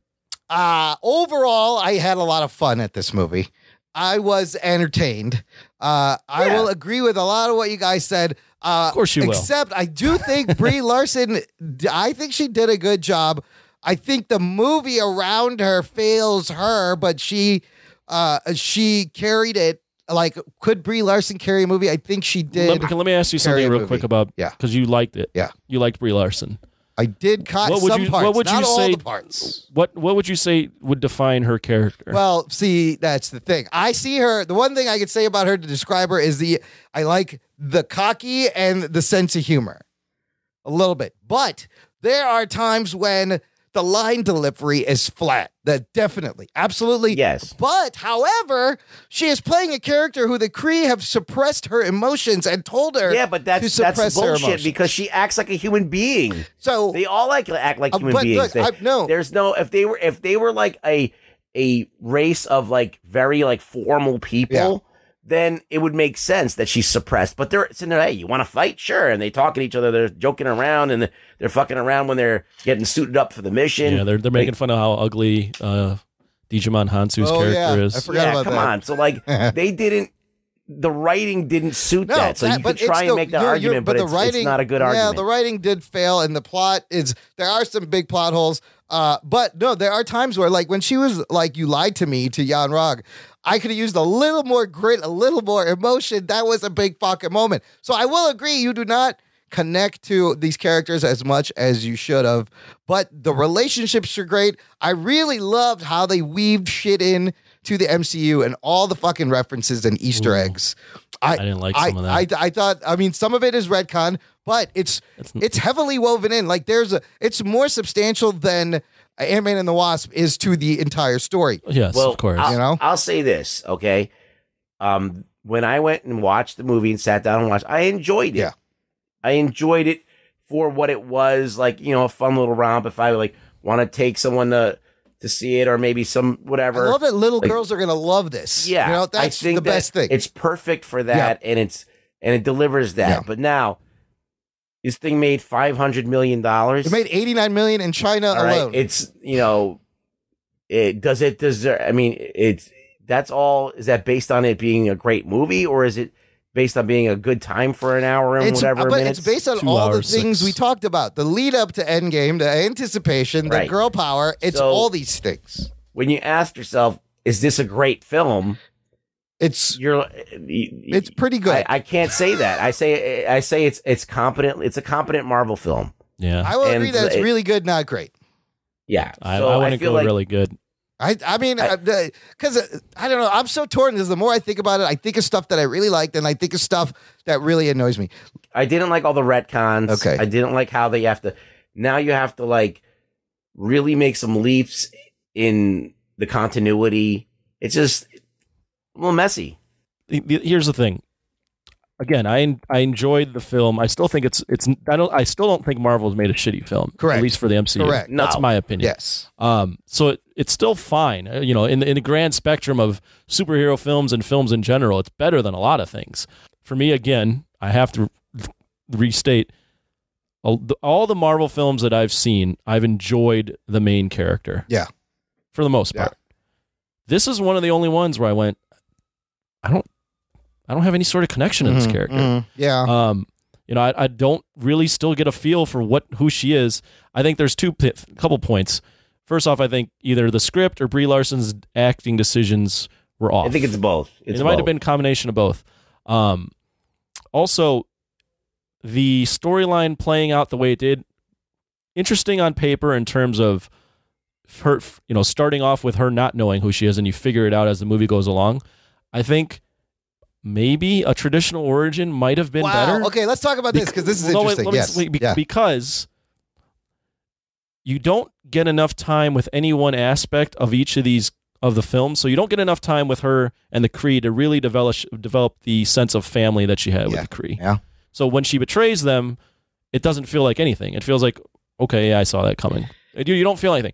You don't get enough time with her as a child. Yeah. Growing up. Yeah. So when that montage happens where she's standing up, cool montage, but you never really got a feel for her character up to that point as this character that never backs down and always gets up. Also, her you never get enough time with her and her sister, which is a good plot point. Like the acting there is actually pretty decent, but you never get any time with them before she went to space. Yeah.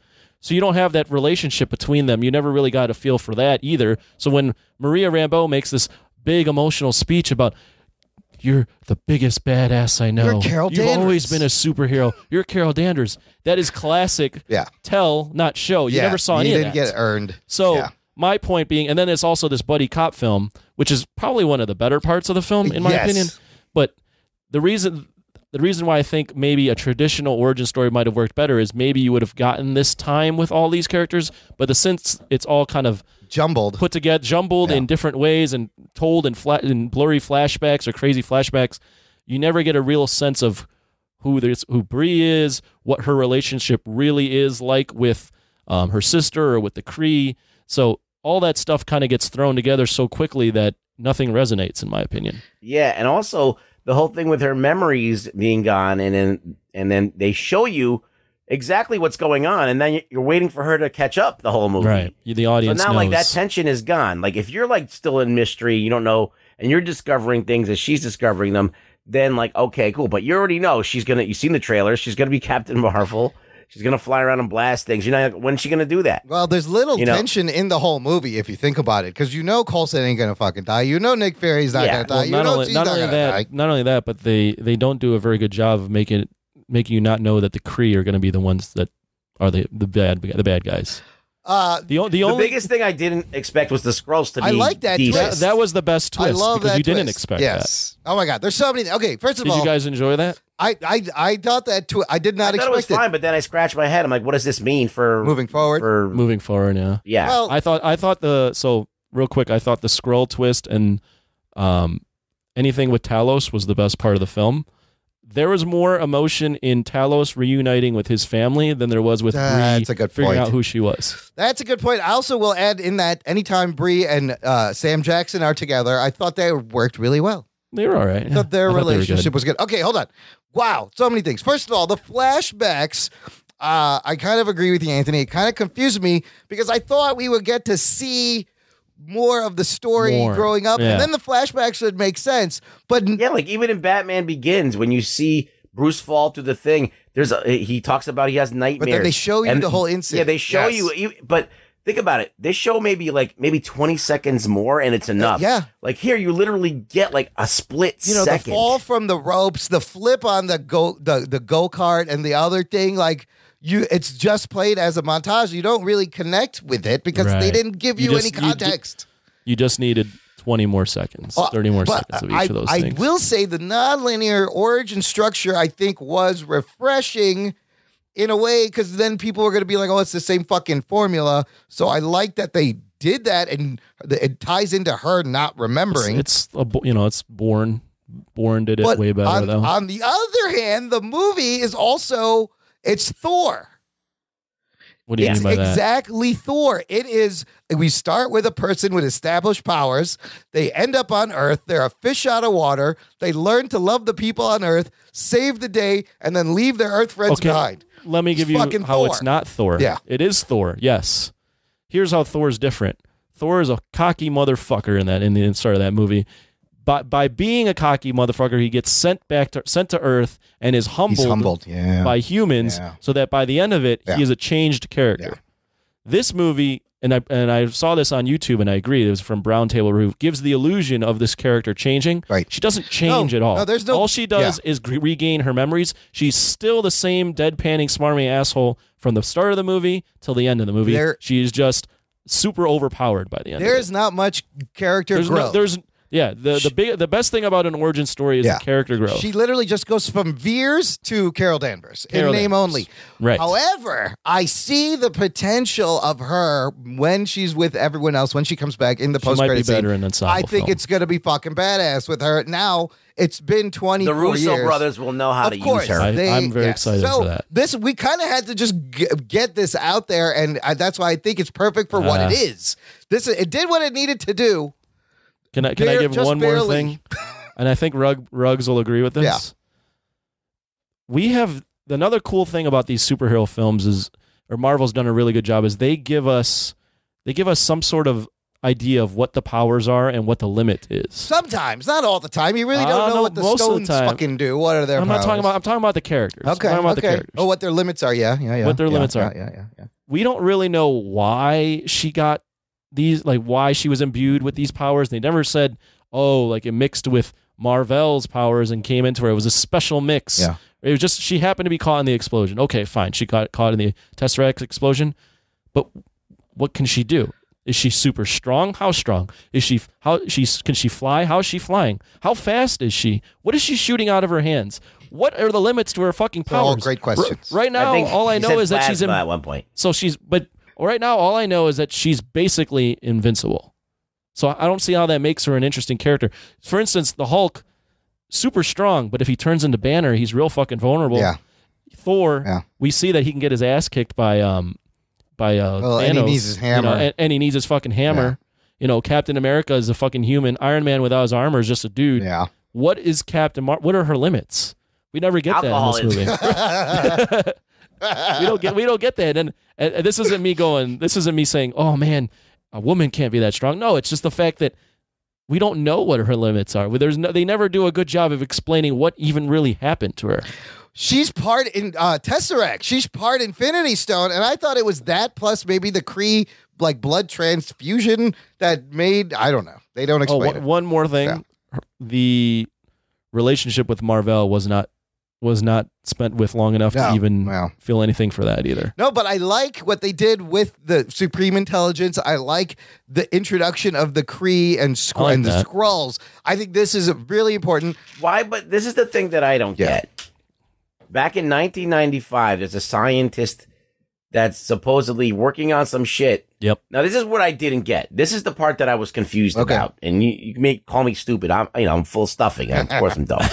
But you have this woman that's on an Earth planet that's obviously nowhere near as technologically advanced as the Kree, working on a fucking engine that can do things that they can't do, I guess, but they're warping through space all over this movie. So why do they need light speed technology? Light speed completely engine. Pointless.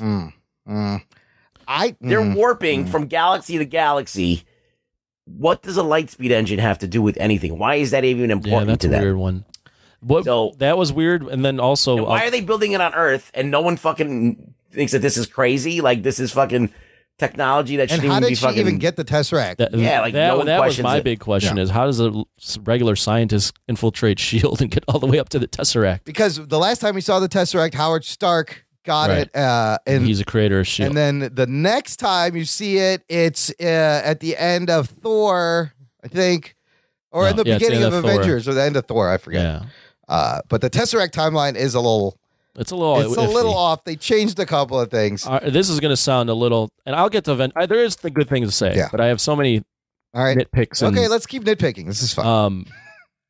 There's two nitpicks I have. The sex change to from Marvel for a woman, man to a woman. Wendy Lawson originally, like I William understand Lawson. what they did. Yeah. But I just didn't get enough of that relationship to even care, and then at that point, it just felt like you were just changing it. I thought that was kind of neat, and they did say it happened late in production. That didn't bother me. As more or less just we didn't get to meet her. We didn't get enough. I didn't really get to meet Annette Marvel. Bening she's great. And again, similar to how Michelle Pfeiffer kind of wasted in Ant-Man and the Wasp. Yeah, I just didn't. Yeah. I wish we would have got a little more of that. Yeah. The other thing that really made me fucking roll my eyes. Yeah. When Nick Fury is typing up the Protector Initiative didn't and like that? sees no fucking way. I really Get the hated. fuck out of here. Like that was too much. There was two lines where I cringed a little bit. One was when the whole thing with Nick Fury's eye pissed me off. I one. did not like that either. That's dumb. Him changing her name was her call sign was Avenger. Yes. I was like, come the fuck. But I was like, oh, that's how he's called it. Where it started. Like, no, why are you doing this? You're a little like shoehorned. shoehorned. Very shoehorned. Maria Rambeau's call sign Photon. And what do you think of the smile for me line? That was that? Would you think that was done after the controversy? Nick Fury tells her to smile. No. He's talking about the guy on the motorcycle. Oh, that's right. Smile for me, babe. My friends asked me because I went to see it a second time. I feel like that Marvel had to I think generate. that's That was definitely- already in the movie. Yeah. I feel like Marvel generated this whole controversy around that. That's interesting. What? There's no way it could have been in the movie, and then part of the reason they left it out of the trailer, her smile, because she smiles all over the place in this movie. She's laughing and joking. So I don't know. My friends tried to ask me to figure that or see if that was either a voiceover or if that was actually acted out when he said that. Oh, if it was ADR dub. But they sent me that message while I was in the movie, so I forgot. I didn't even notice it until after. So I wish I would have caught if that was a voiceover or if they cut away or if you he actually said see that. him saying it. So well, there was some stuff in that. That's suspicious, Rod. I remember I talked to one of my friends who happened to be a female, and she said there was one part where Jan Rog's like, prove it to me. Yeah. He's like, fight me basically like a man, and she's like, fuck you, I ain't got nothing to prove. Yeah. And shoots him. And she just shoots him. That was all right. That I was like great. that. That's like that's completely fun. Like as a movie, as a feminist movie or whatever, I think it wasn't bad at all. No, people are trying to paint this as this heavy-handed message thing or anything. No, I don't think it was. No. I think that it was perfectly done. Yes, it was just what you expect out of a Marvel movie. Absolutely. A Marvel movie, Marvel has always been, even in the comics, socially conscious and, and calling these things out and doing it. It wasn't done in a heavy-handed way. What was done in a heavy-handed way was the naming of the Avengers after. That was terrible. That's really heavy-handed. Like that little allusion to the smile, I feel like it was too related to the controversy, and I feel like either they put it in. That's suspicious now. I don't know. I don't know. I really hated the Avenger thing because I get it. Like, this is an important movie in terms of the universe. You don't need to hit me over the head and tell me that and make it so that it's on screen how important she is. I get it. She's the first hero that Nick Fury saw.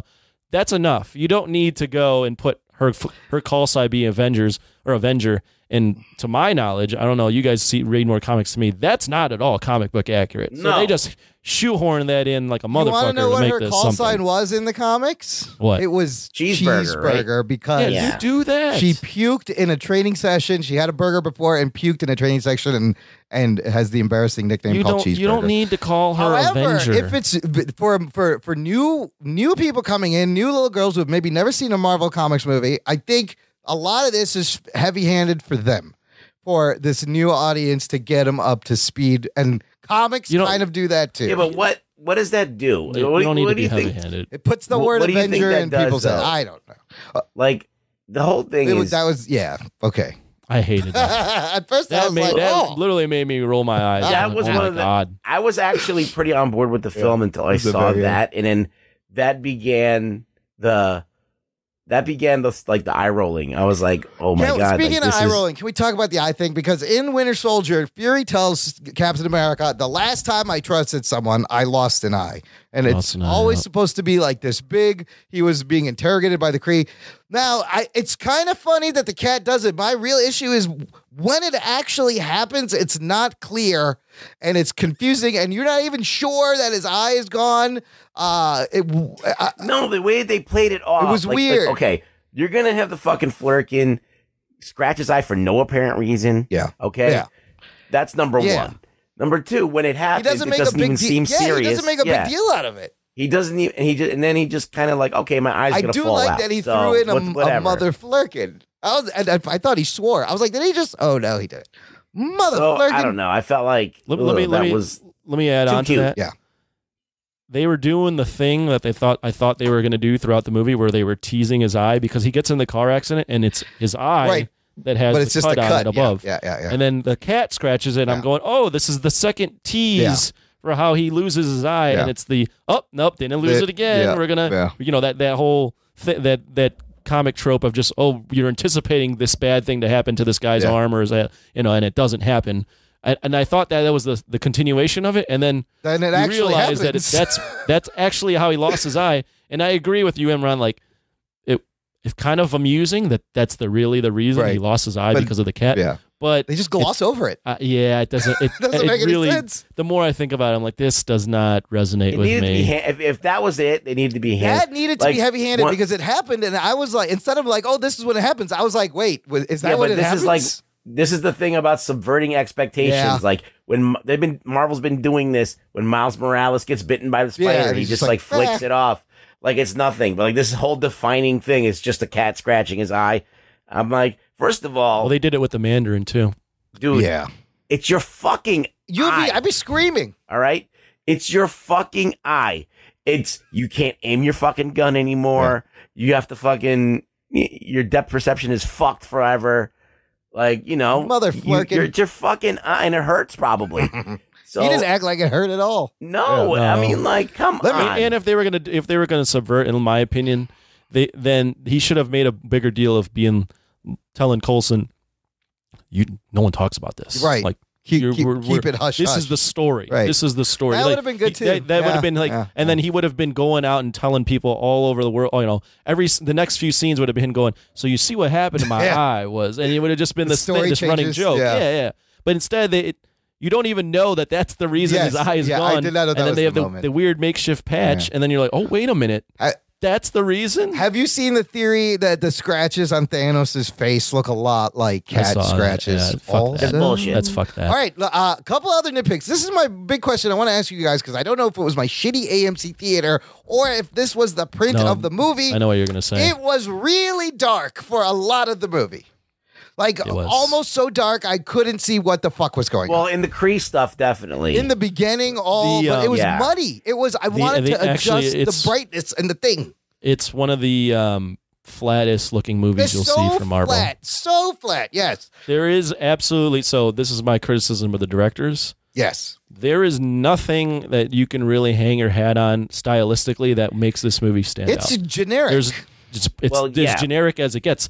Black Panther had, some style, some flair. James Gunn's movies had style and flair. Russo's, Thor Ragnarok. Taika Waititi has a style. We're used to a run now of directors adding their own flair to these movies. Yes. This didn't have it. Yeah. Look, this movie's coming in, like, was it the 21st movie of fucking Marvel? So, like, we've seen the same aerial moves done by Iron Man that Captain Marvel does while blasting and flying. Yeah. We've seen, aliens done in Guardians of the Galaxy and Infinity War and all that shit. We've seen everything. We've seen the costumes. These costumes are like old hat now. Like there's nothing inventive about these costumes. The costumes aren't anything special. I thought her costume was cool, and I liked how it changed colors. I thought that was cool. I didn't think her. I think her costume is generic in the whole movie. In the spectrum in the spectrum of Marvel. Yeah. Like, Marvel's becoming very generic with everything it's doing. Mm. Like, remember how, like, revolutionary, some of these, like, Wonder Woman's costume is, like, they distilled this Wonder Woman character and figured out the warrior aspect of it. And played it up. Kept it simple, kept it classic and clean. It wasn't overly busy, and then they added color to it, you know, in the subsequent movies. I mean, like you said, Ruggs, 11 years, 21 movies. They've had, you know, Andy Park and that other guy, Menderlink, are the costume designers. And they've been, in every movie, they have to design more costumes. So, and like, I love Marvel picks these indie directors. Like, this is what they've been doing. But again, 11 years, 21 movies. Directors Anna Bode and Ryan Fleck come from an indie drama background, right? Right. So, which why I think the real strengths you see is the relationshipy stuff between Carol and Nick, and maybe Carol and Maria. The strength of this movie is when Carol is around Nick, and Maria Rambeau, and surprisingly Talos. Oh yeah, they're all bouncing off of one another. But that to me is the best. You're part right. of the film. But the other nitpick I have does fall on the director's shoulders. The action scenes were so choppy and so cut up and so up close that I couldn't tell. You couldn't tell what was going on. It was cut like as if this was Iron Fist. But my favorite scene out of the movie is when her hands are in those big columns and she's trying to break them out and fight everyone on the Kree ship. Yeah, but there's still no. But it was still really dark. Oh, here's another. This is again something I stole. I'm stealing from Brown Table. Yeah, but it's a great point. One of my last nitpicks before I say something positive. Okay. So there's two situations where she's in kind of a trap and she gets out of it. There's the one where she has the things on her hands. Yeah. And she gets out of it by beating people up with those things on her hands, but also getting strong enough to blast them off her hands. Yeah. So that works. She gets stronger. She gets out of it. Yeah. She's in the Supreme Kree Intelligence, right? Yes. And we see that cool montage, which for me was cool, but didn't work because we didn't spend enough time with her in the past. But the reason that didn't work for me, the reason why her getting out of the Supreme Intelligence didn't work is she gets out of it by getting stronger. Getting stronger and she goes binary.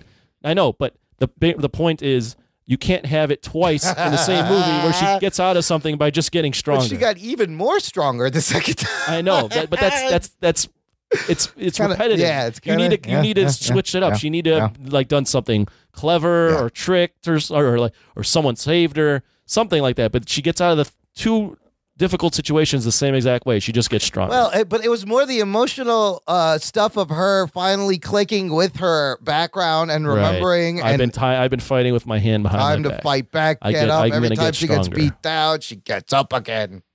Well, they have that fucking stupid thing in the neck that, like, there was reminded me of Scott Pilgrim. The inhibitor chip that was also used in Agents of S.H.I.E.L.D. This thing ties into Agents of S.H.I.E.L.D. and lots of Marvel movies, Guardians of the Galaxy, Avengers, but that was similar to Agents of S.H.I.E.L.D. But yeah, it was the inhibitor chip, and she had to fucking pull that thing out. And really, it was kind of a good thing, I'll say, is it doesn't have a big shitty CGI battle at the end, like the Black Panther. But right, but then you got the tease of the accusers that just fucking go, we're going home. Well, they take off, and he's got Ronan worked another waste of Ronan. Holy shit! A little bit. He didn't really do anything, did he? He just stood there watching. Yeah, he's like, oh shit. The guy gets up in all that makeup and then he just doesn't do anything. Another repetitive trope is like the hero that's abducted by bad guys, but they think they're the good guys. Also, Gamora's gone through this. Wasp has gone through this. Scarlet Witch, kind of the same shit. It would have worked in my opinion if they just spent more time with us getting to know the team. This is what I would have done if I were to make this movie. I would have not done a 90s piece. I would have not done the beeper. I would have introduced Captain Marvel in Guardians of the Galaxy. Or in that universe, because she's out there.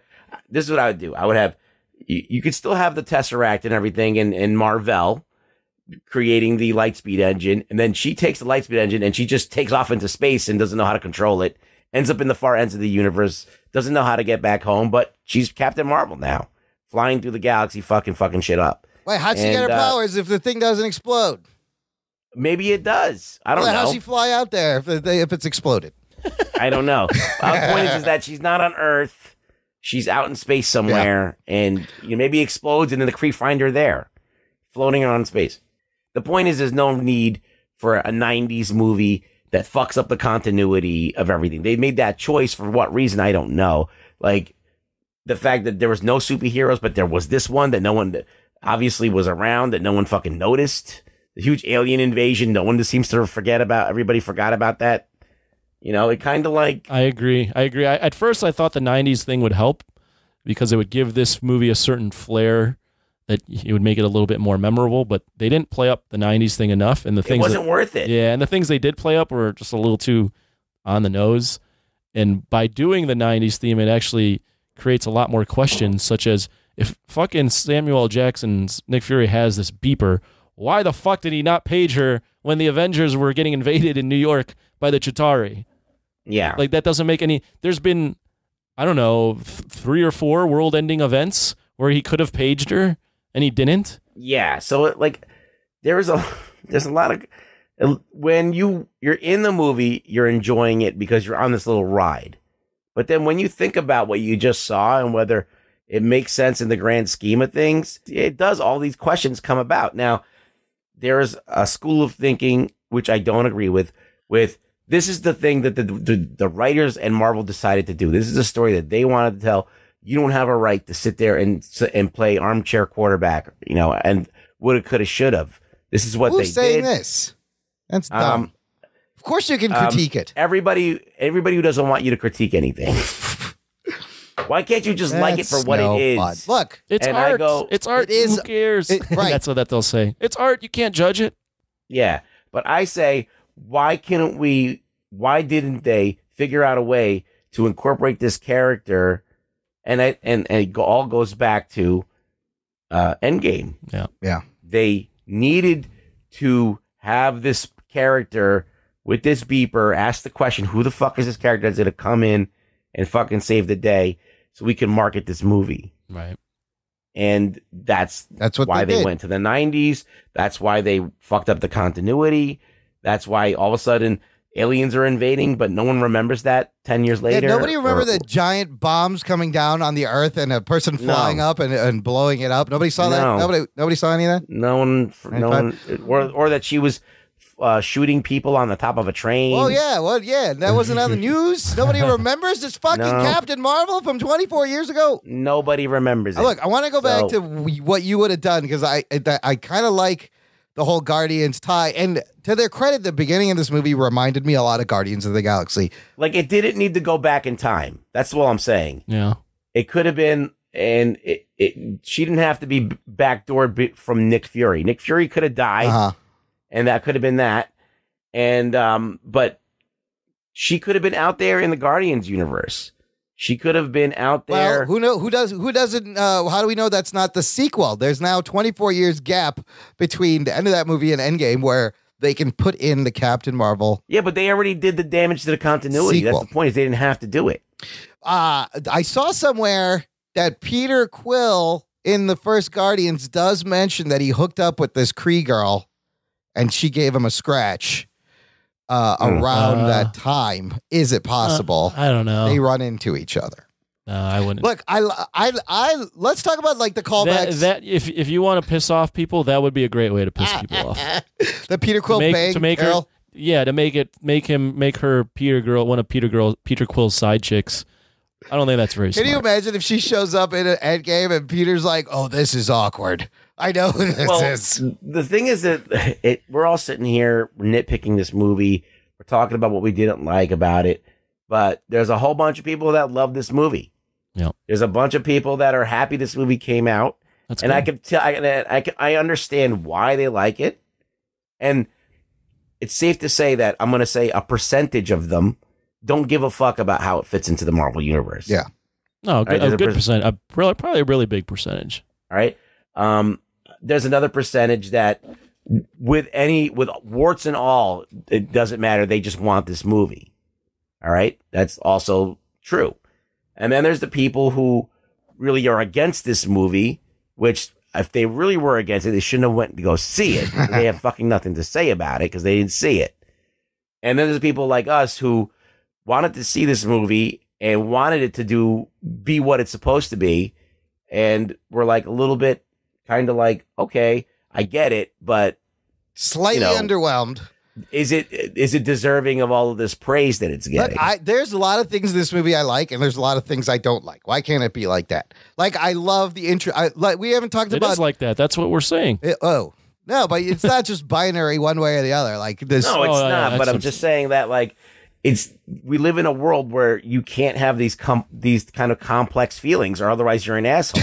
I have to be 100% on one side. There's people that you like, but you don't like everything about them. Look, you just overall like them. Let's talk about stuff we like the fucking de-aging. Samuel Jackson is almost 70 years old. It's the best that's ever looked. That is an almost 70-year-old Colson man. a little shaky, but Samuel L. Jackson looked great. Did anybody notice him running as an old man? I saw that somewhere. Yeah, that was a little so, weird. like, young face runs like an old man, but they've never had to do it for this long of a span. No, but Samuel L. Jackson always moves like that, Yeah, that's true. I didn't notice the running at all. I just have to say that was insane. I mean, there is no... What's that term they call it? Uncanny Valley? Uncanny Valley. But it's a real person. No, I know. But, you know. But there's some Uncanny Valley stuff when they first do it with Tony Stark. In Civil War, yes. I can tell, around his lips, it's a little weird. Smoothed out or something. Yeah, but with Sam Jackson, I mean, there's definitely Uncanny Valley shit when fucking they take off the mustache on Superman. Oh, yeah. And that's not that long ago. That's because they had 1 week to do that. Well, I don't give a fuck. They put fucking hair on Samuel L. Well, he Jackson. was wearing a wig also, too. Yeah, well, whatever. Whatever they did, it looks... Shut up, Imran. It looks fucking great. They didn't put it. I'm just telling you, that wasn't CGI. It's a practical wig. Was it? That looks great too. And then he had mocap dots on his face. But he looks like he did in Die Hard with a Vengeance in 1995 or whatever, which is amazing. They even made his shoulder. It feels like they made his upper body because he has a little pot belly now. Yeah, they slimmed him. It looks like they slimmed him up and made him. His shoulders broad and defined again. Dude, how must that feel as an actor who's almost 70 to see a new role and you're like, wow, remember that? Remember when I looked like that 25 years ago? It's great. That's awesome. Fucking insane. Ben Mendelsohn. Amazing. I loved him. Telos. I agree with you, Ruggs, in terms of I don't know what this does to the future because there's some really good storylines with the Skrulls that might not be as impactful now, but him in that role and the twist really worked. And you're right. He had so much emotion when he met his family, and then he kills the person in front of the daughter. That instantly makes the movie interesting. Was it weird that he had just like a Australian accent? No. Yeah. I liked it because he's supposed to be kind of wacky and different, and it's supposed to make him stand out. It gives him some kind of a foreign inflection. People from Hala or the Skrull planet. When he meets his family. My friend was just like, I hope they're gonna die, and I don't want to see that. Oh no! That's how emotionally resonant that particular part of the film was for me. So here's the theory, because look, we weren't expecting the Skrulls to be good, but that could just be one group of Skrulls. He did say there's Skrulls scattered all over the universe, so there could be bad Skrulls out there. In the comic Secret Invasion, the invasion is led by the Skrull princess. Now. There was that moment where he tells his daughter to look away and he kills the dude, and the camera lingers on the daughter just a little bit to show you that she saw this. Is it possible 20 years, 30 years from now? Really? She's the Skrull princess and she leads the invasion. Yeah, I don't know. It's a theory. I'm saying. Let's read into a moment in the movie. There's a lot of things like that. I feel like Marvel at this point is a little more heavy-handed with their allusions to future movies. All right, maybe. I mean, shit, they put a fucking post-credit scene at the end of every movie. That's pretty heavy-handed. Yeah. That ties it all together. Were people surprised at the goose thing? I think that was a good surprise for people. The casual audience. Yeah. I knew, but the casual audience was definitely surprised. Yeah, I knew what was coming. But I didn't know what it was going to look like, but it looked exactly like in the comics, and I think it's hilarious when Telos first comes in. He's like, oh, crap, what is that? Get that out of here. In the comics, it's Rocket, who's like, there's a goddamn Flerken. What is that doing here? And then his relationship with Fury, hilarious. Let's talk about the Stan Lee opening. The Marvel logo was great. That was yes. I went to 2 theaters, both clapped after the start. Yeah, that makes you want to tear up. It actually does. Now, did you have clapping at the end of the movie? I did, yes. My second showing, really? I did. I did. Oh, you saw it twice. I forgot. Yeah. You saw it twice? I did. Took his mom. Holy shit. Took Took my mom the second Everybody's time. got to take his mom. Saturday morning, first showing. Let's talk about the Stan Lee cameo, because I read that they changed a little bit after he died, but a cameo where Stan Lee actually plays himself on his way to shoot his part in Kevin Smith's Mallrats, making Kevin Smith now part of the MCU Geek boner canon. That's fucking great. Would he be on a train? Sure, he would. And that would be Stan. That was Stan Lee's. Did you enjoy Captain Marvel cameo. just smiling at him? Well, that's what they added after he died. Yeah. They added this extra smile for 1 second. So I like that. I like that As a kind of a fuck you to the Smilers and this nice both nod to at Cap, once. to Stan Lee, yeah. And look, I like what they did to the Supreme Intelligence, because in the comics it's a big green blobby head with tentacles.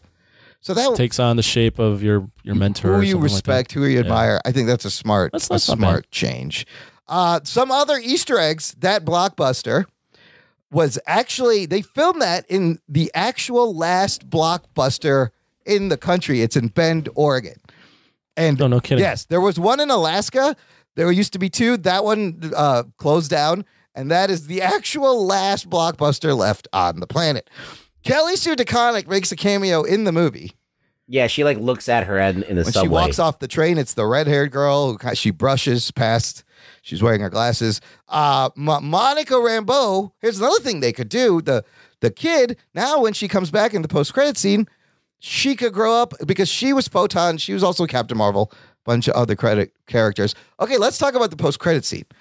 That probably best part of the movie, I think, for me. Also. I was like, that got the most reaction in the theater. My friend Chris Sotelo, who's been on the show, he commented in our little group chat. He goes, I like that post-credit scene better than anything else in the movie. Kind of, yes. And you were waiting for that whole thing. Same thing with Ant-Man and the Wasp. Now, do we think that is an actual scene from Endgame or something extra? I think so. Right? And I think... I don't know. And so... It's Cap has a beard. He has a beard, like in the later parts of it. So what he didn't look as big. Yeah. By the way. What that scene tells me, besides the fact that Captain Marvel's in the movie, is she's not exactly the savior. No? She's part of the movie, but by him having a beard, that means this probably happens really early on in the movie, and she's with the team the entire time. And she can't get it done either. She doesn't show up at the there's end. tons of speculation. Yeah, it's not where she shows up at the end and she has her Thor moment. I am glad. I think she's in the film, because there's all those shots online of those trailers where they were missing a slot, and so they think it's her. I think that's great. You don't want her to show up at the end and just fucking blast Thanos away.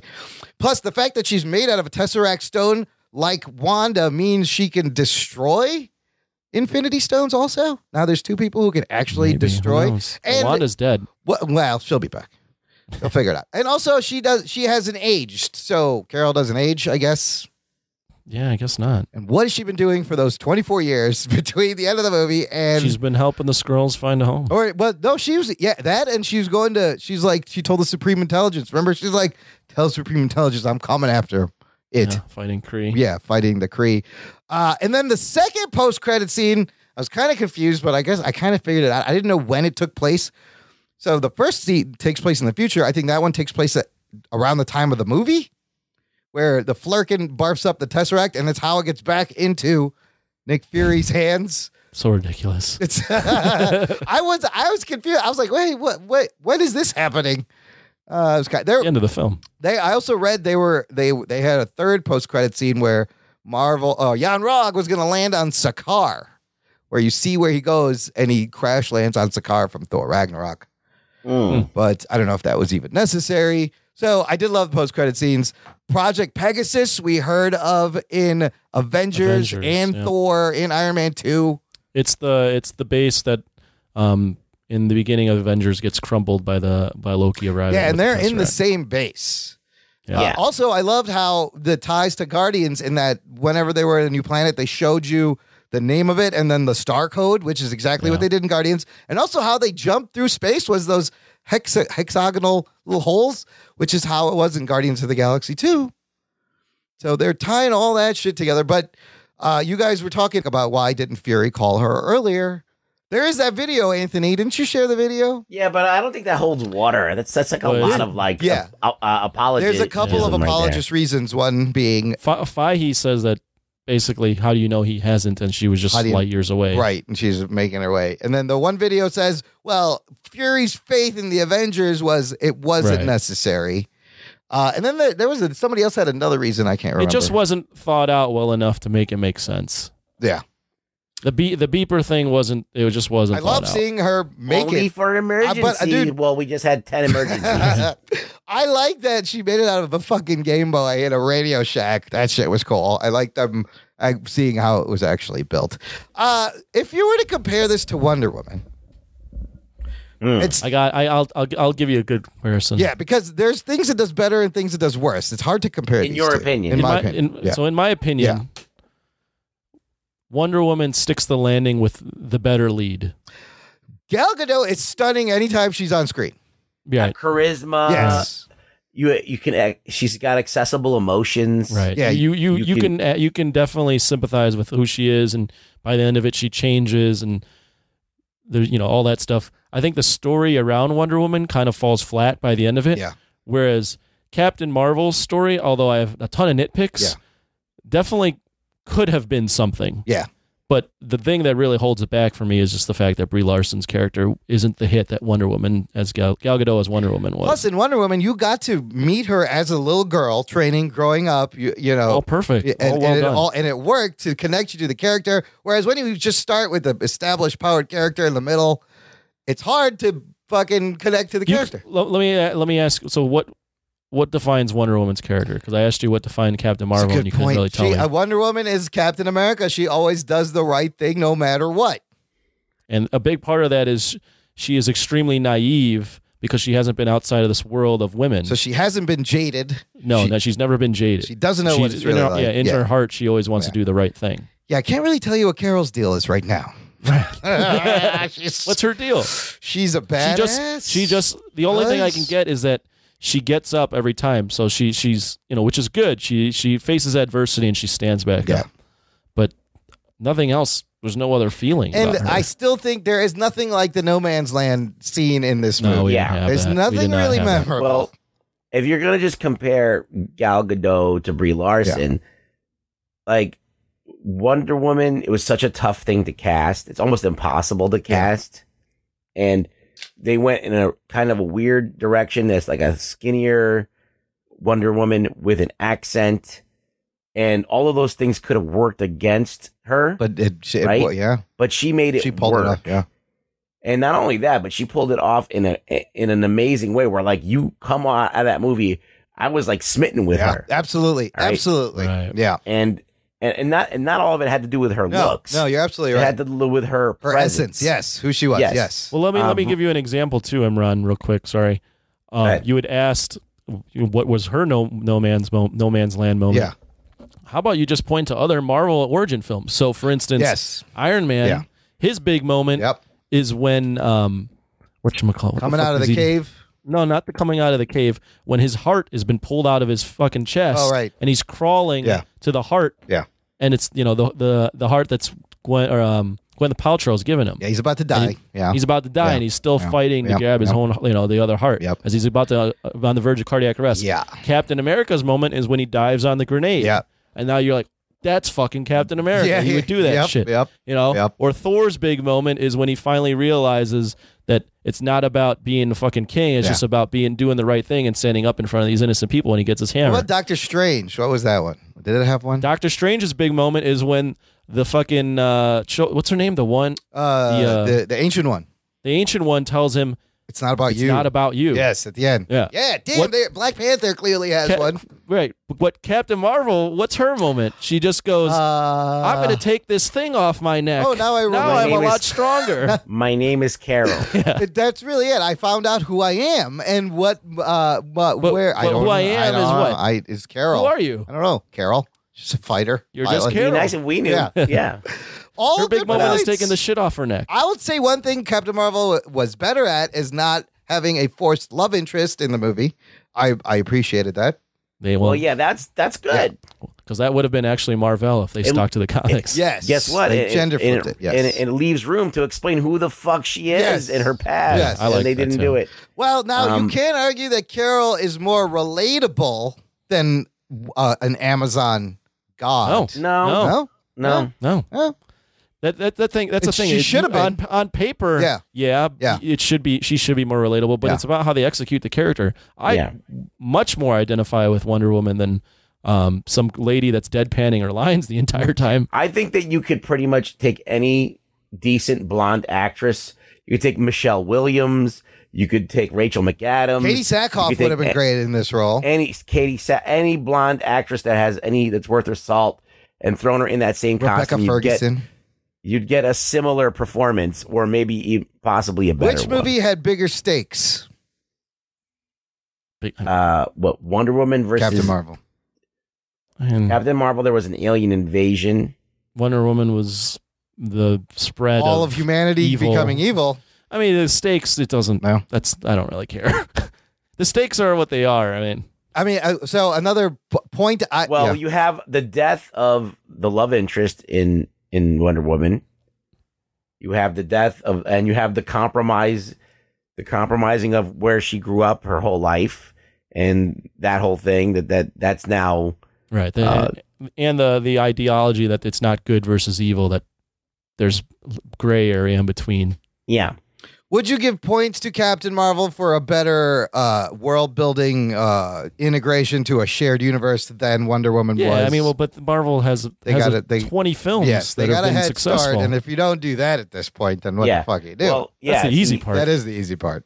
You're coming into a film where Marvel has laid all of this groundwork and all of this stuff. Like for example, even though they didn't really get into the Kree before, you kind of knew Ronan. Yeah. And you've seen Kree in Agents of S.H.I.E.L.D. And, and then you got Jaimin Hansu was in Guardians of the Galaxy after he leaves the Kree Star Force.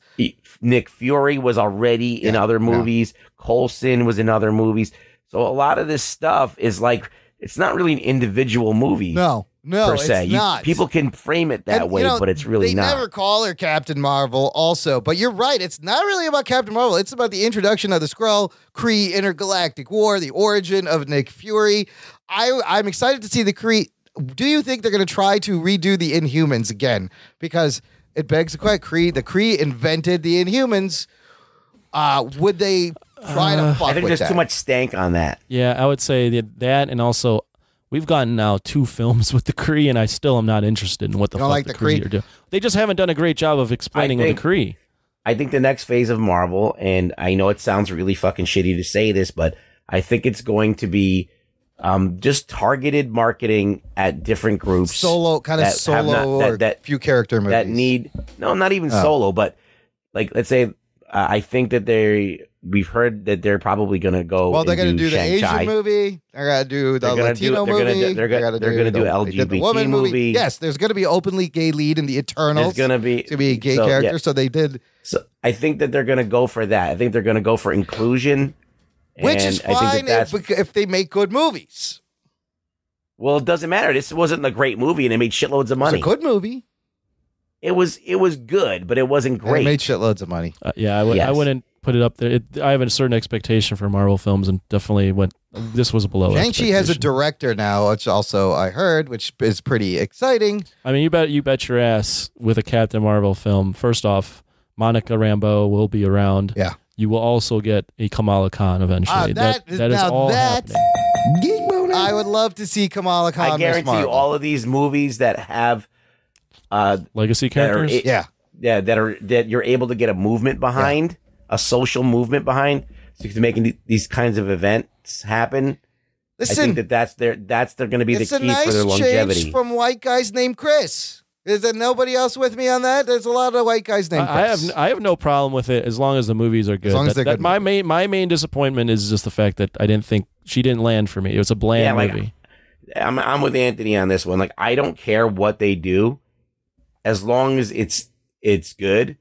But I do think that it's kind of slimy in a way that Disney is kind of using this thing to kind of make billions of dollars.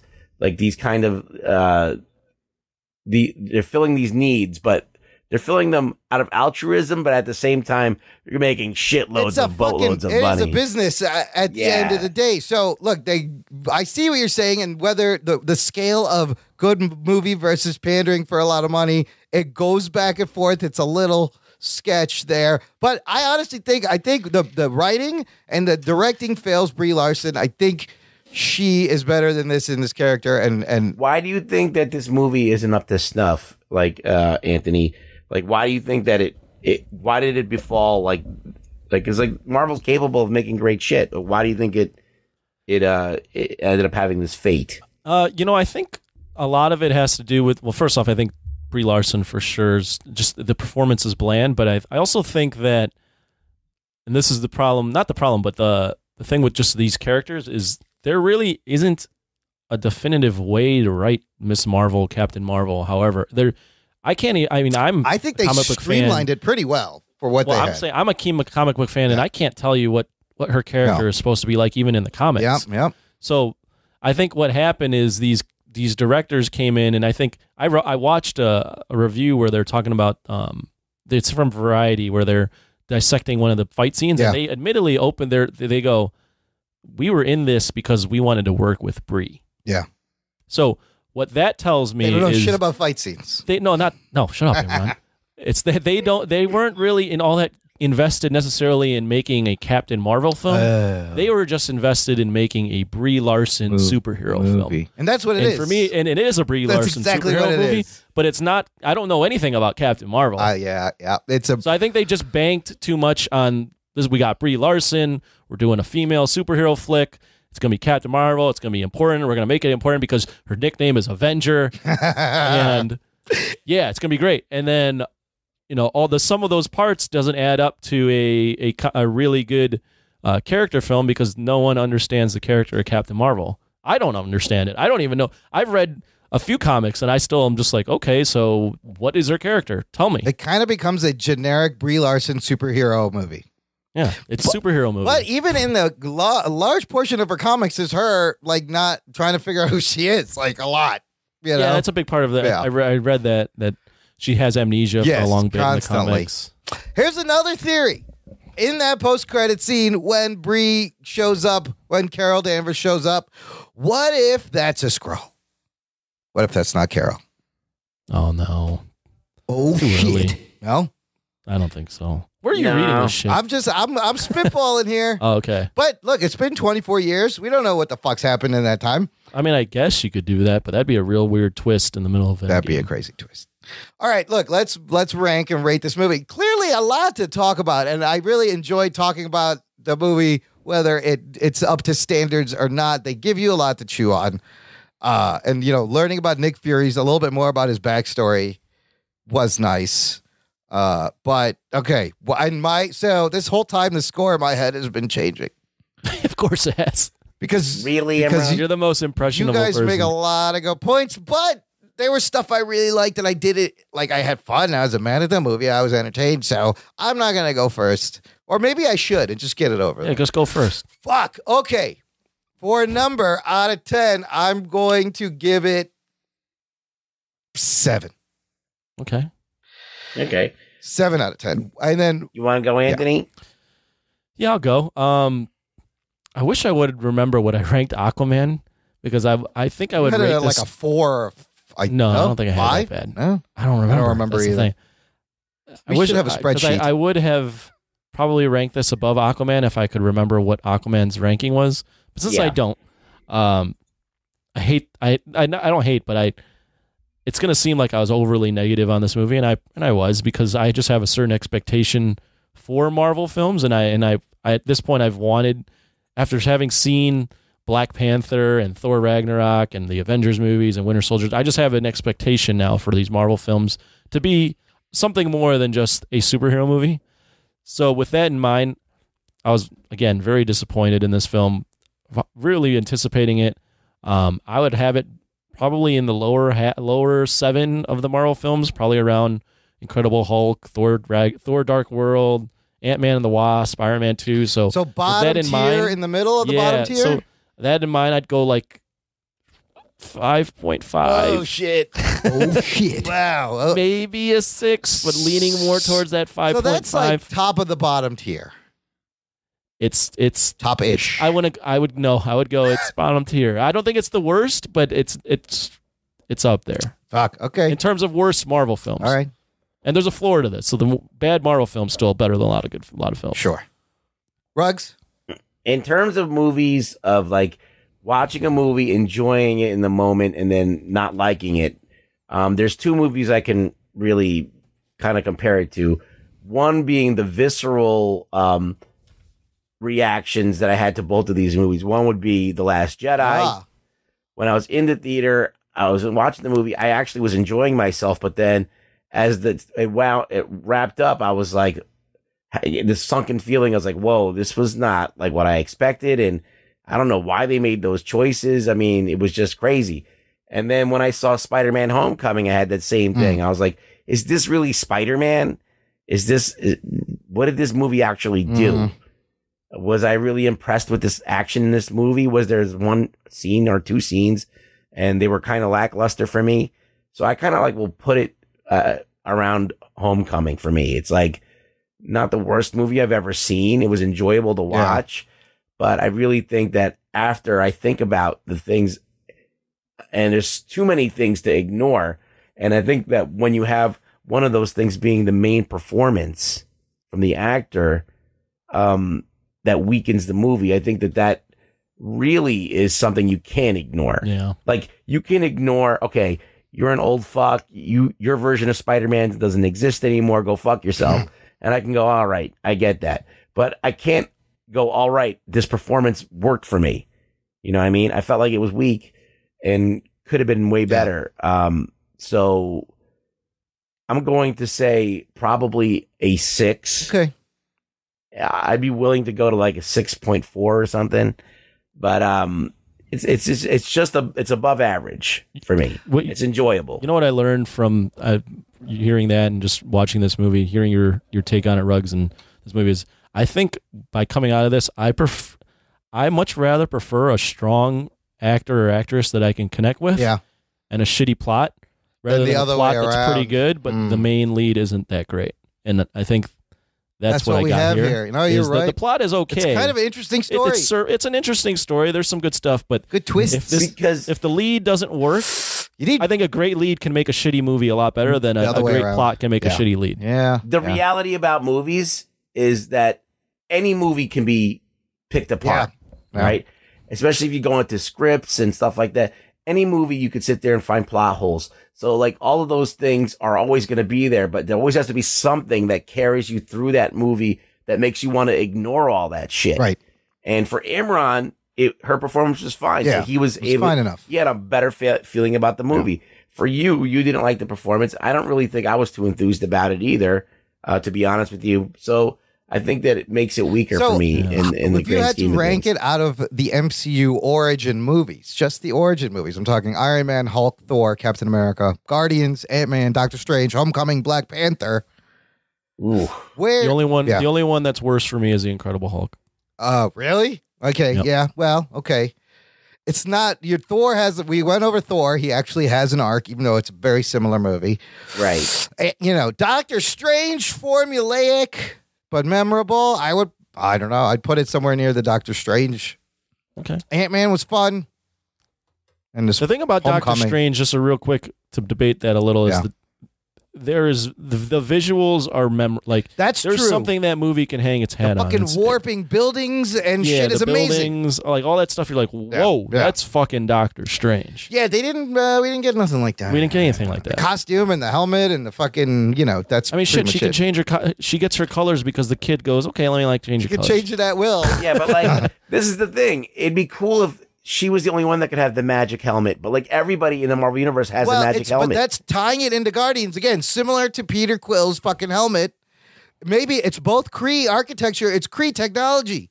Yeah, but when you see it, it's not new, so you're not getting anything new. You're just getting more of the same. But I like the sacrifice of that to tie it into the Kree situation. Like Doctor Strange has got the fucking robe that fucking does its own thing. Yeah, the robe is amazing. That's true. I forgot about that. Like, okay, it's got things that are like not in any other movie. Yeah, it's true. You know, this does become generic. It just becomes generic. Yeah, so I feel like that there is a generic quality to everything. Like she's got the super helmet that comes on and comes off. Her uniform seems like standard Marvel uniforms. See, the thing too about that super helmet is it's one of those where now in the Marvel universe it appears and disappears without where'd it go? It's just magical. What is it? And Peter Quill has one of those. Spider-Man has one of those. Iron Man has one of those. Yeah. Literally, we've seen it so many times where and it just appears and disappears. So the only thing that's distinguishable really is the mohawk. The mohawk's badass. The mohawk's kind of cool. That's the best thing about it, I think, is the mohawk and the glowing eyes. She, I like the binary look cool. Is she gay in the comics? Does she end up being gay? No. It might get pushed in that direction. She ends up hooking up with War Machine, right? In one of the storylines, remember? Isn't that the Civil War Part 2? I don't remember. Yeah. I thought she was hooking up with War Machine. She was always with dudes. She was always with dudes in the comics. Well, in this movie, you can be like, what's up with her and Maria Rambeau? Are they best friends? They're sisters. They're sisters. Wait, sisters meaning, how are they sisters? Like Scissor Sisters? No, not Scissor Sisters? No, remember they go, she comes from a broken home and she basically grew up. Foster. It was her foster. Yeah, and that's why right. Monica calls her auntie. That's right. She was like Auntie Carol, adopted or whatever, or just brought in to get away from her dad. Yeah. Abusive family. Yes. Don't see it. Yeah. We just see her dad going, don't race. Don't go too fast. You're going to fall. You know why they call it a cockpit. Oh, my God. It's so horrible. But yeah, show me a little more of her as a kid in a go-kart, and maybe I'll care when it fucking crashes. Still give it a 7. Yeah. You know what? This is a better 7 though than some of your other 7s. I'm getting better. Like, and I've said this many times. It's like people. I'm glad that people showed up to this movie. Yeah. I'm a little bit like I don't want to say bitter, but like I'm just like I don't understand why these audiences weren't there for all these other Rugs. Why? Because there have been so many female-led movies that weren't. Now you're saying if this was the greatest female-led movie ever, then I'd be like, okay, finally a good one. But like this is an okay movie, and it's not like that much better than like people say Elektra was a piece of garbage, but I mean it wasn't that much like for its time. It's better than Catwoman. Yeah, and then there was Aeon Flux, which is directed by a woman. It was Aeon Flux is an interesting movie and not a terrible movie, and so like there's no audiences for these things at all in the past. We would have had more of these movies if people actually went to go see them. And it's taken till now for people. You have the marketing machine of Marvel and Disney. You have social media. You have this kind of event type stuff. And now is the time that people are actually getting out of their asses and going into the fucking theaters to see these things. I listened to something that was brought up on one of the YouTubers I follow, and it's a good point. Oh, what do they know? Get a glass of water. Drink some apple juice. What Marvel MCU, what made them stand out in the beginning is the fact that they were loyal to their audience, right? They were loyal to the comics. Yeah. They were loyal to the fat slob. They wouldn't pander to the general audience. No. They were loyal to the fat guy that was playing cards in the comic book store, like that was carrying this whole industry while it was on life support and needed people to.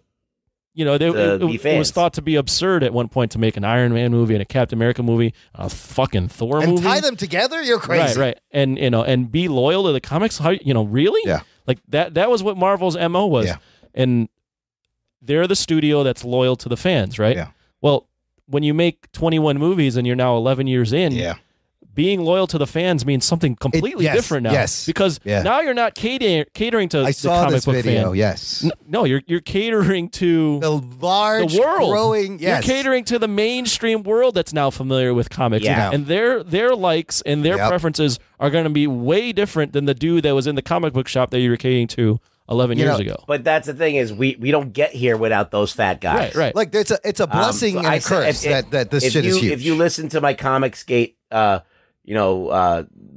what do you call that? My video monologue on audio that. essay. Yeah.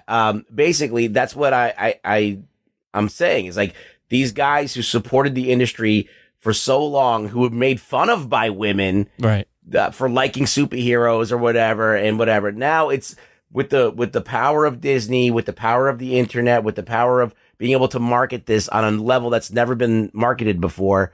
Everybody's coming to the table, and these guys are like, okay, they feel left out. They feel like left out. They feel like that they're being passed over, and that's a respectable thing. But at the same time, Disney doesn't give a fuck about you anymore because there's a bigger world out there that they have to cater to. It was an inevitability and a curse as well as a blessing. It's a growing pain It's of a what's growing happening. pain. Like if this is what you wanted to see, and this is what I wanted to see, reading comics, being one of those guys, I would love for more people to discover this.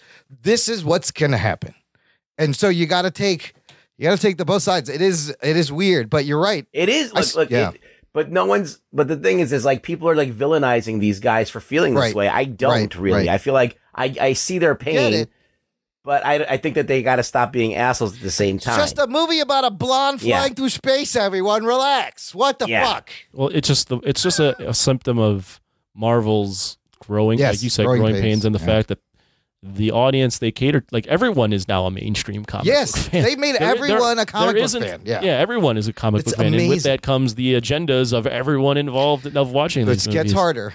It's much more difficult. It's going to make things a little bit more difficult, and it's going to make what Rug Boy said, playing up to different issues and topics around the world, cause more discussion and make the movies more events. So this announcement of what's coming up, more eventful, coming up, their next phase is going to be so important, and we may hear something in early April. There's a shareholders meeting. Some people are speculating we might get something there. If not there, definitely. I think this year what happens, Marvel doesn't skip San Diego Comic-Con and does it there. One final question. All right.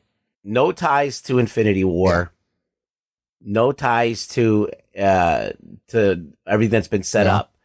Does Captain Marvel do as well? As a standalone kind of thing? Yeah. I don't think so. I don't think so either, because it relies on the Tesseract and Nick Fury and everything that's come before it. And the Magic Beeper. And the Magic Beeper. The Magic Beeper was bigger than you can imagine. Yeah, you can't make this standalone. There's no way. The rub, no pun intended, sorry, that it gives to Captain Marvel. Yeah. Because Ant-Man and the Wasp comes out immediately after. Nobody gives a shit. Exactly. Yep. Except no one gave a shit. And female lead in the title. First no one gave a female character in the Marvel movie. Right. No one gave a shit. I mean, it made money, but it's not Captain Marvel. Marvel. Bad guy. Yeah. Right. Female, other female character that we've been waiting to see. Janet Van Dyne. But there was no indication in Infinity War that you needed to see Ant-Man and the Wasp. Right. This, you got the pager. Pager was huge. But that's, That literally had everyone talking. I remember seeing the pager and some idiot going in the theater. What is it? Wonder Woman's coming. But it had people talking. What's that logo? Who is that? Oh, it's Captain Marvel. Oh, that movie's coming out in April. Oh, by the way, it has Brie Larson. I mean, I do think this movie gives you a lot to talk about. And Nick Fury as a young motherfucker. Yes. Look, if you're a kid, you're gonna love this fucking movie. You don't know shit about movies.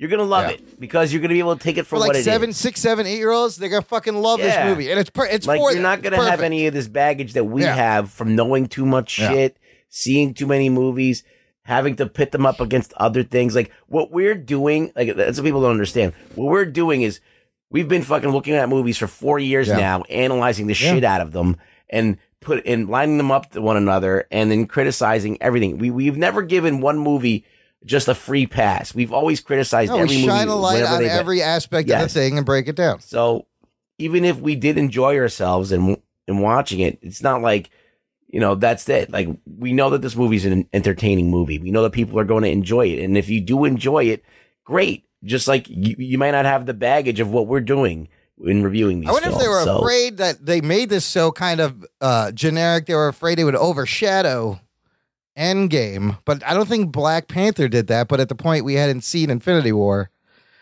I think they could have had that Ronin. I think they just played it safe a little, and done something cool. He doesn't do anything at all, right? He's like, oh fuck, all right, let's leave. I'll come back for her later. Yeah, he's like, I'm gonna save me for the sequel. Yeah, he's I'll get the weapon, the bomb or the cube. No, the girl. The girl. Bring me the girl. We'll see. But I mean, I am excited to see what the Russos do with her. Yes, because in my opinion, the Russos do write and direct the best versions of each of these characters. And so I think she's gonna be really amazing in Endgame. Yeah, they seem to be able to like distill something even into a few lines that can encapsulate the character way better than some of these films do. Absolutely. All right, good stuff, gang. Look, we got to peace out. But before we do, I got to shout out a couple of podcasts that we have made guest appearances on. We've been on a couple of things. Even Anthony, all over the place, doing a bunch of stuff. Starting out with this podcast called Two Peas on a Podcast, hosted by Gerald. This is my third time on. I always get to talk about movies. It's a top 5 show. I mean, music, sorry. Top 5 show. And this one, near and dear to my heart, it's the episode Top 5 90s Hip Hop Geek Boner with me and Gerald and another fellow with another podcast. I forgot his name. I apologize to him.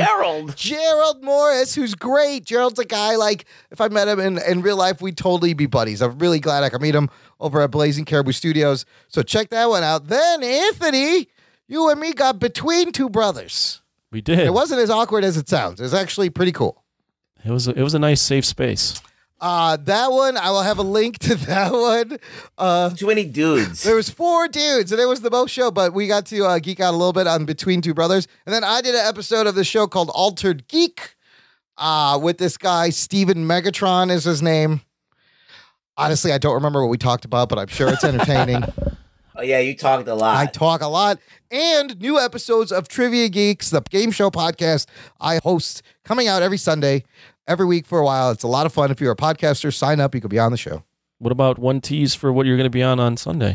Oh, I got a little, I got hit up on the Facebook Messenger. I will be geeking out with Captain Marvel with Jason Dutch and whoever else shows up. He's always got different co-hosts, whether it's Big Haas or TJ, about Captain Marvel. Oh, shit. Don't forget, as I mentioned earlier, TJ from Voice from the Underground will be on the next spinoff. Look at how all that ties together. What an amazing... It's like our own MCU. What an amazing, tightly podcast shared universe we have over here. Ruggs, where can the people find you? You can find me on Twitter at ReallyRugBoy. Right on. Follow us on Instagram, listener. I will be repeating this every show twice at Jock and Nerd. Give us the old follow. You can see some stuff. See pictures. And you can interact with us. I will write you back. Imran writes everyone back, even the bots, even the hot girl bots, yeah, the hot guy bots, even the bots named Kimmy78642. We have a couple. We have a couple of those. Send Imran dick pics. Please don't.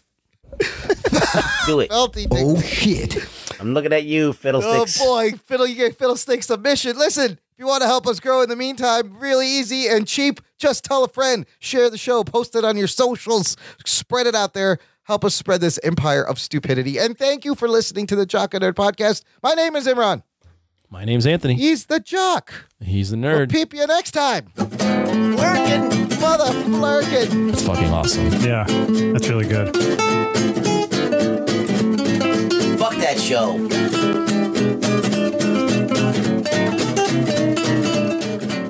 My balls was hot.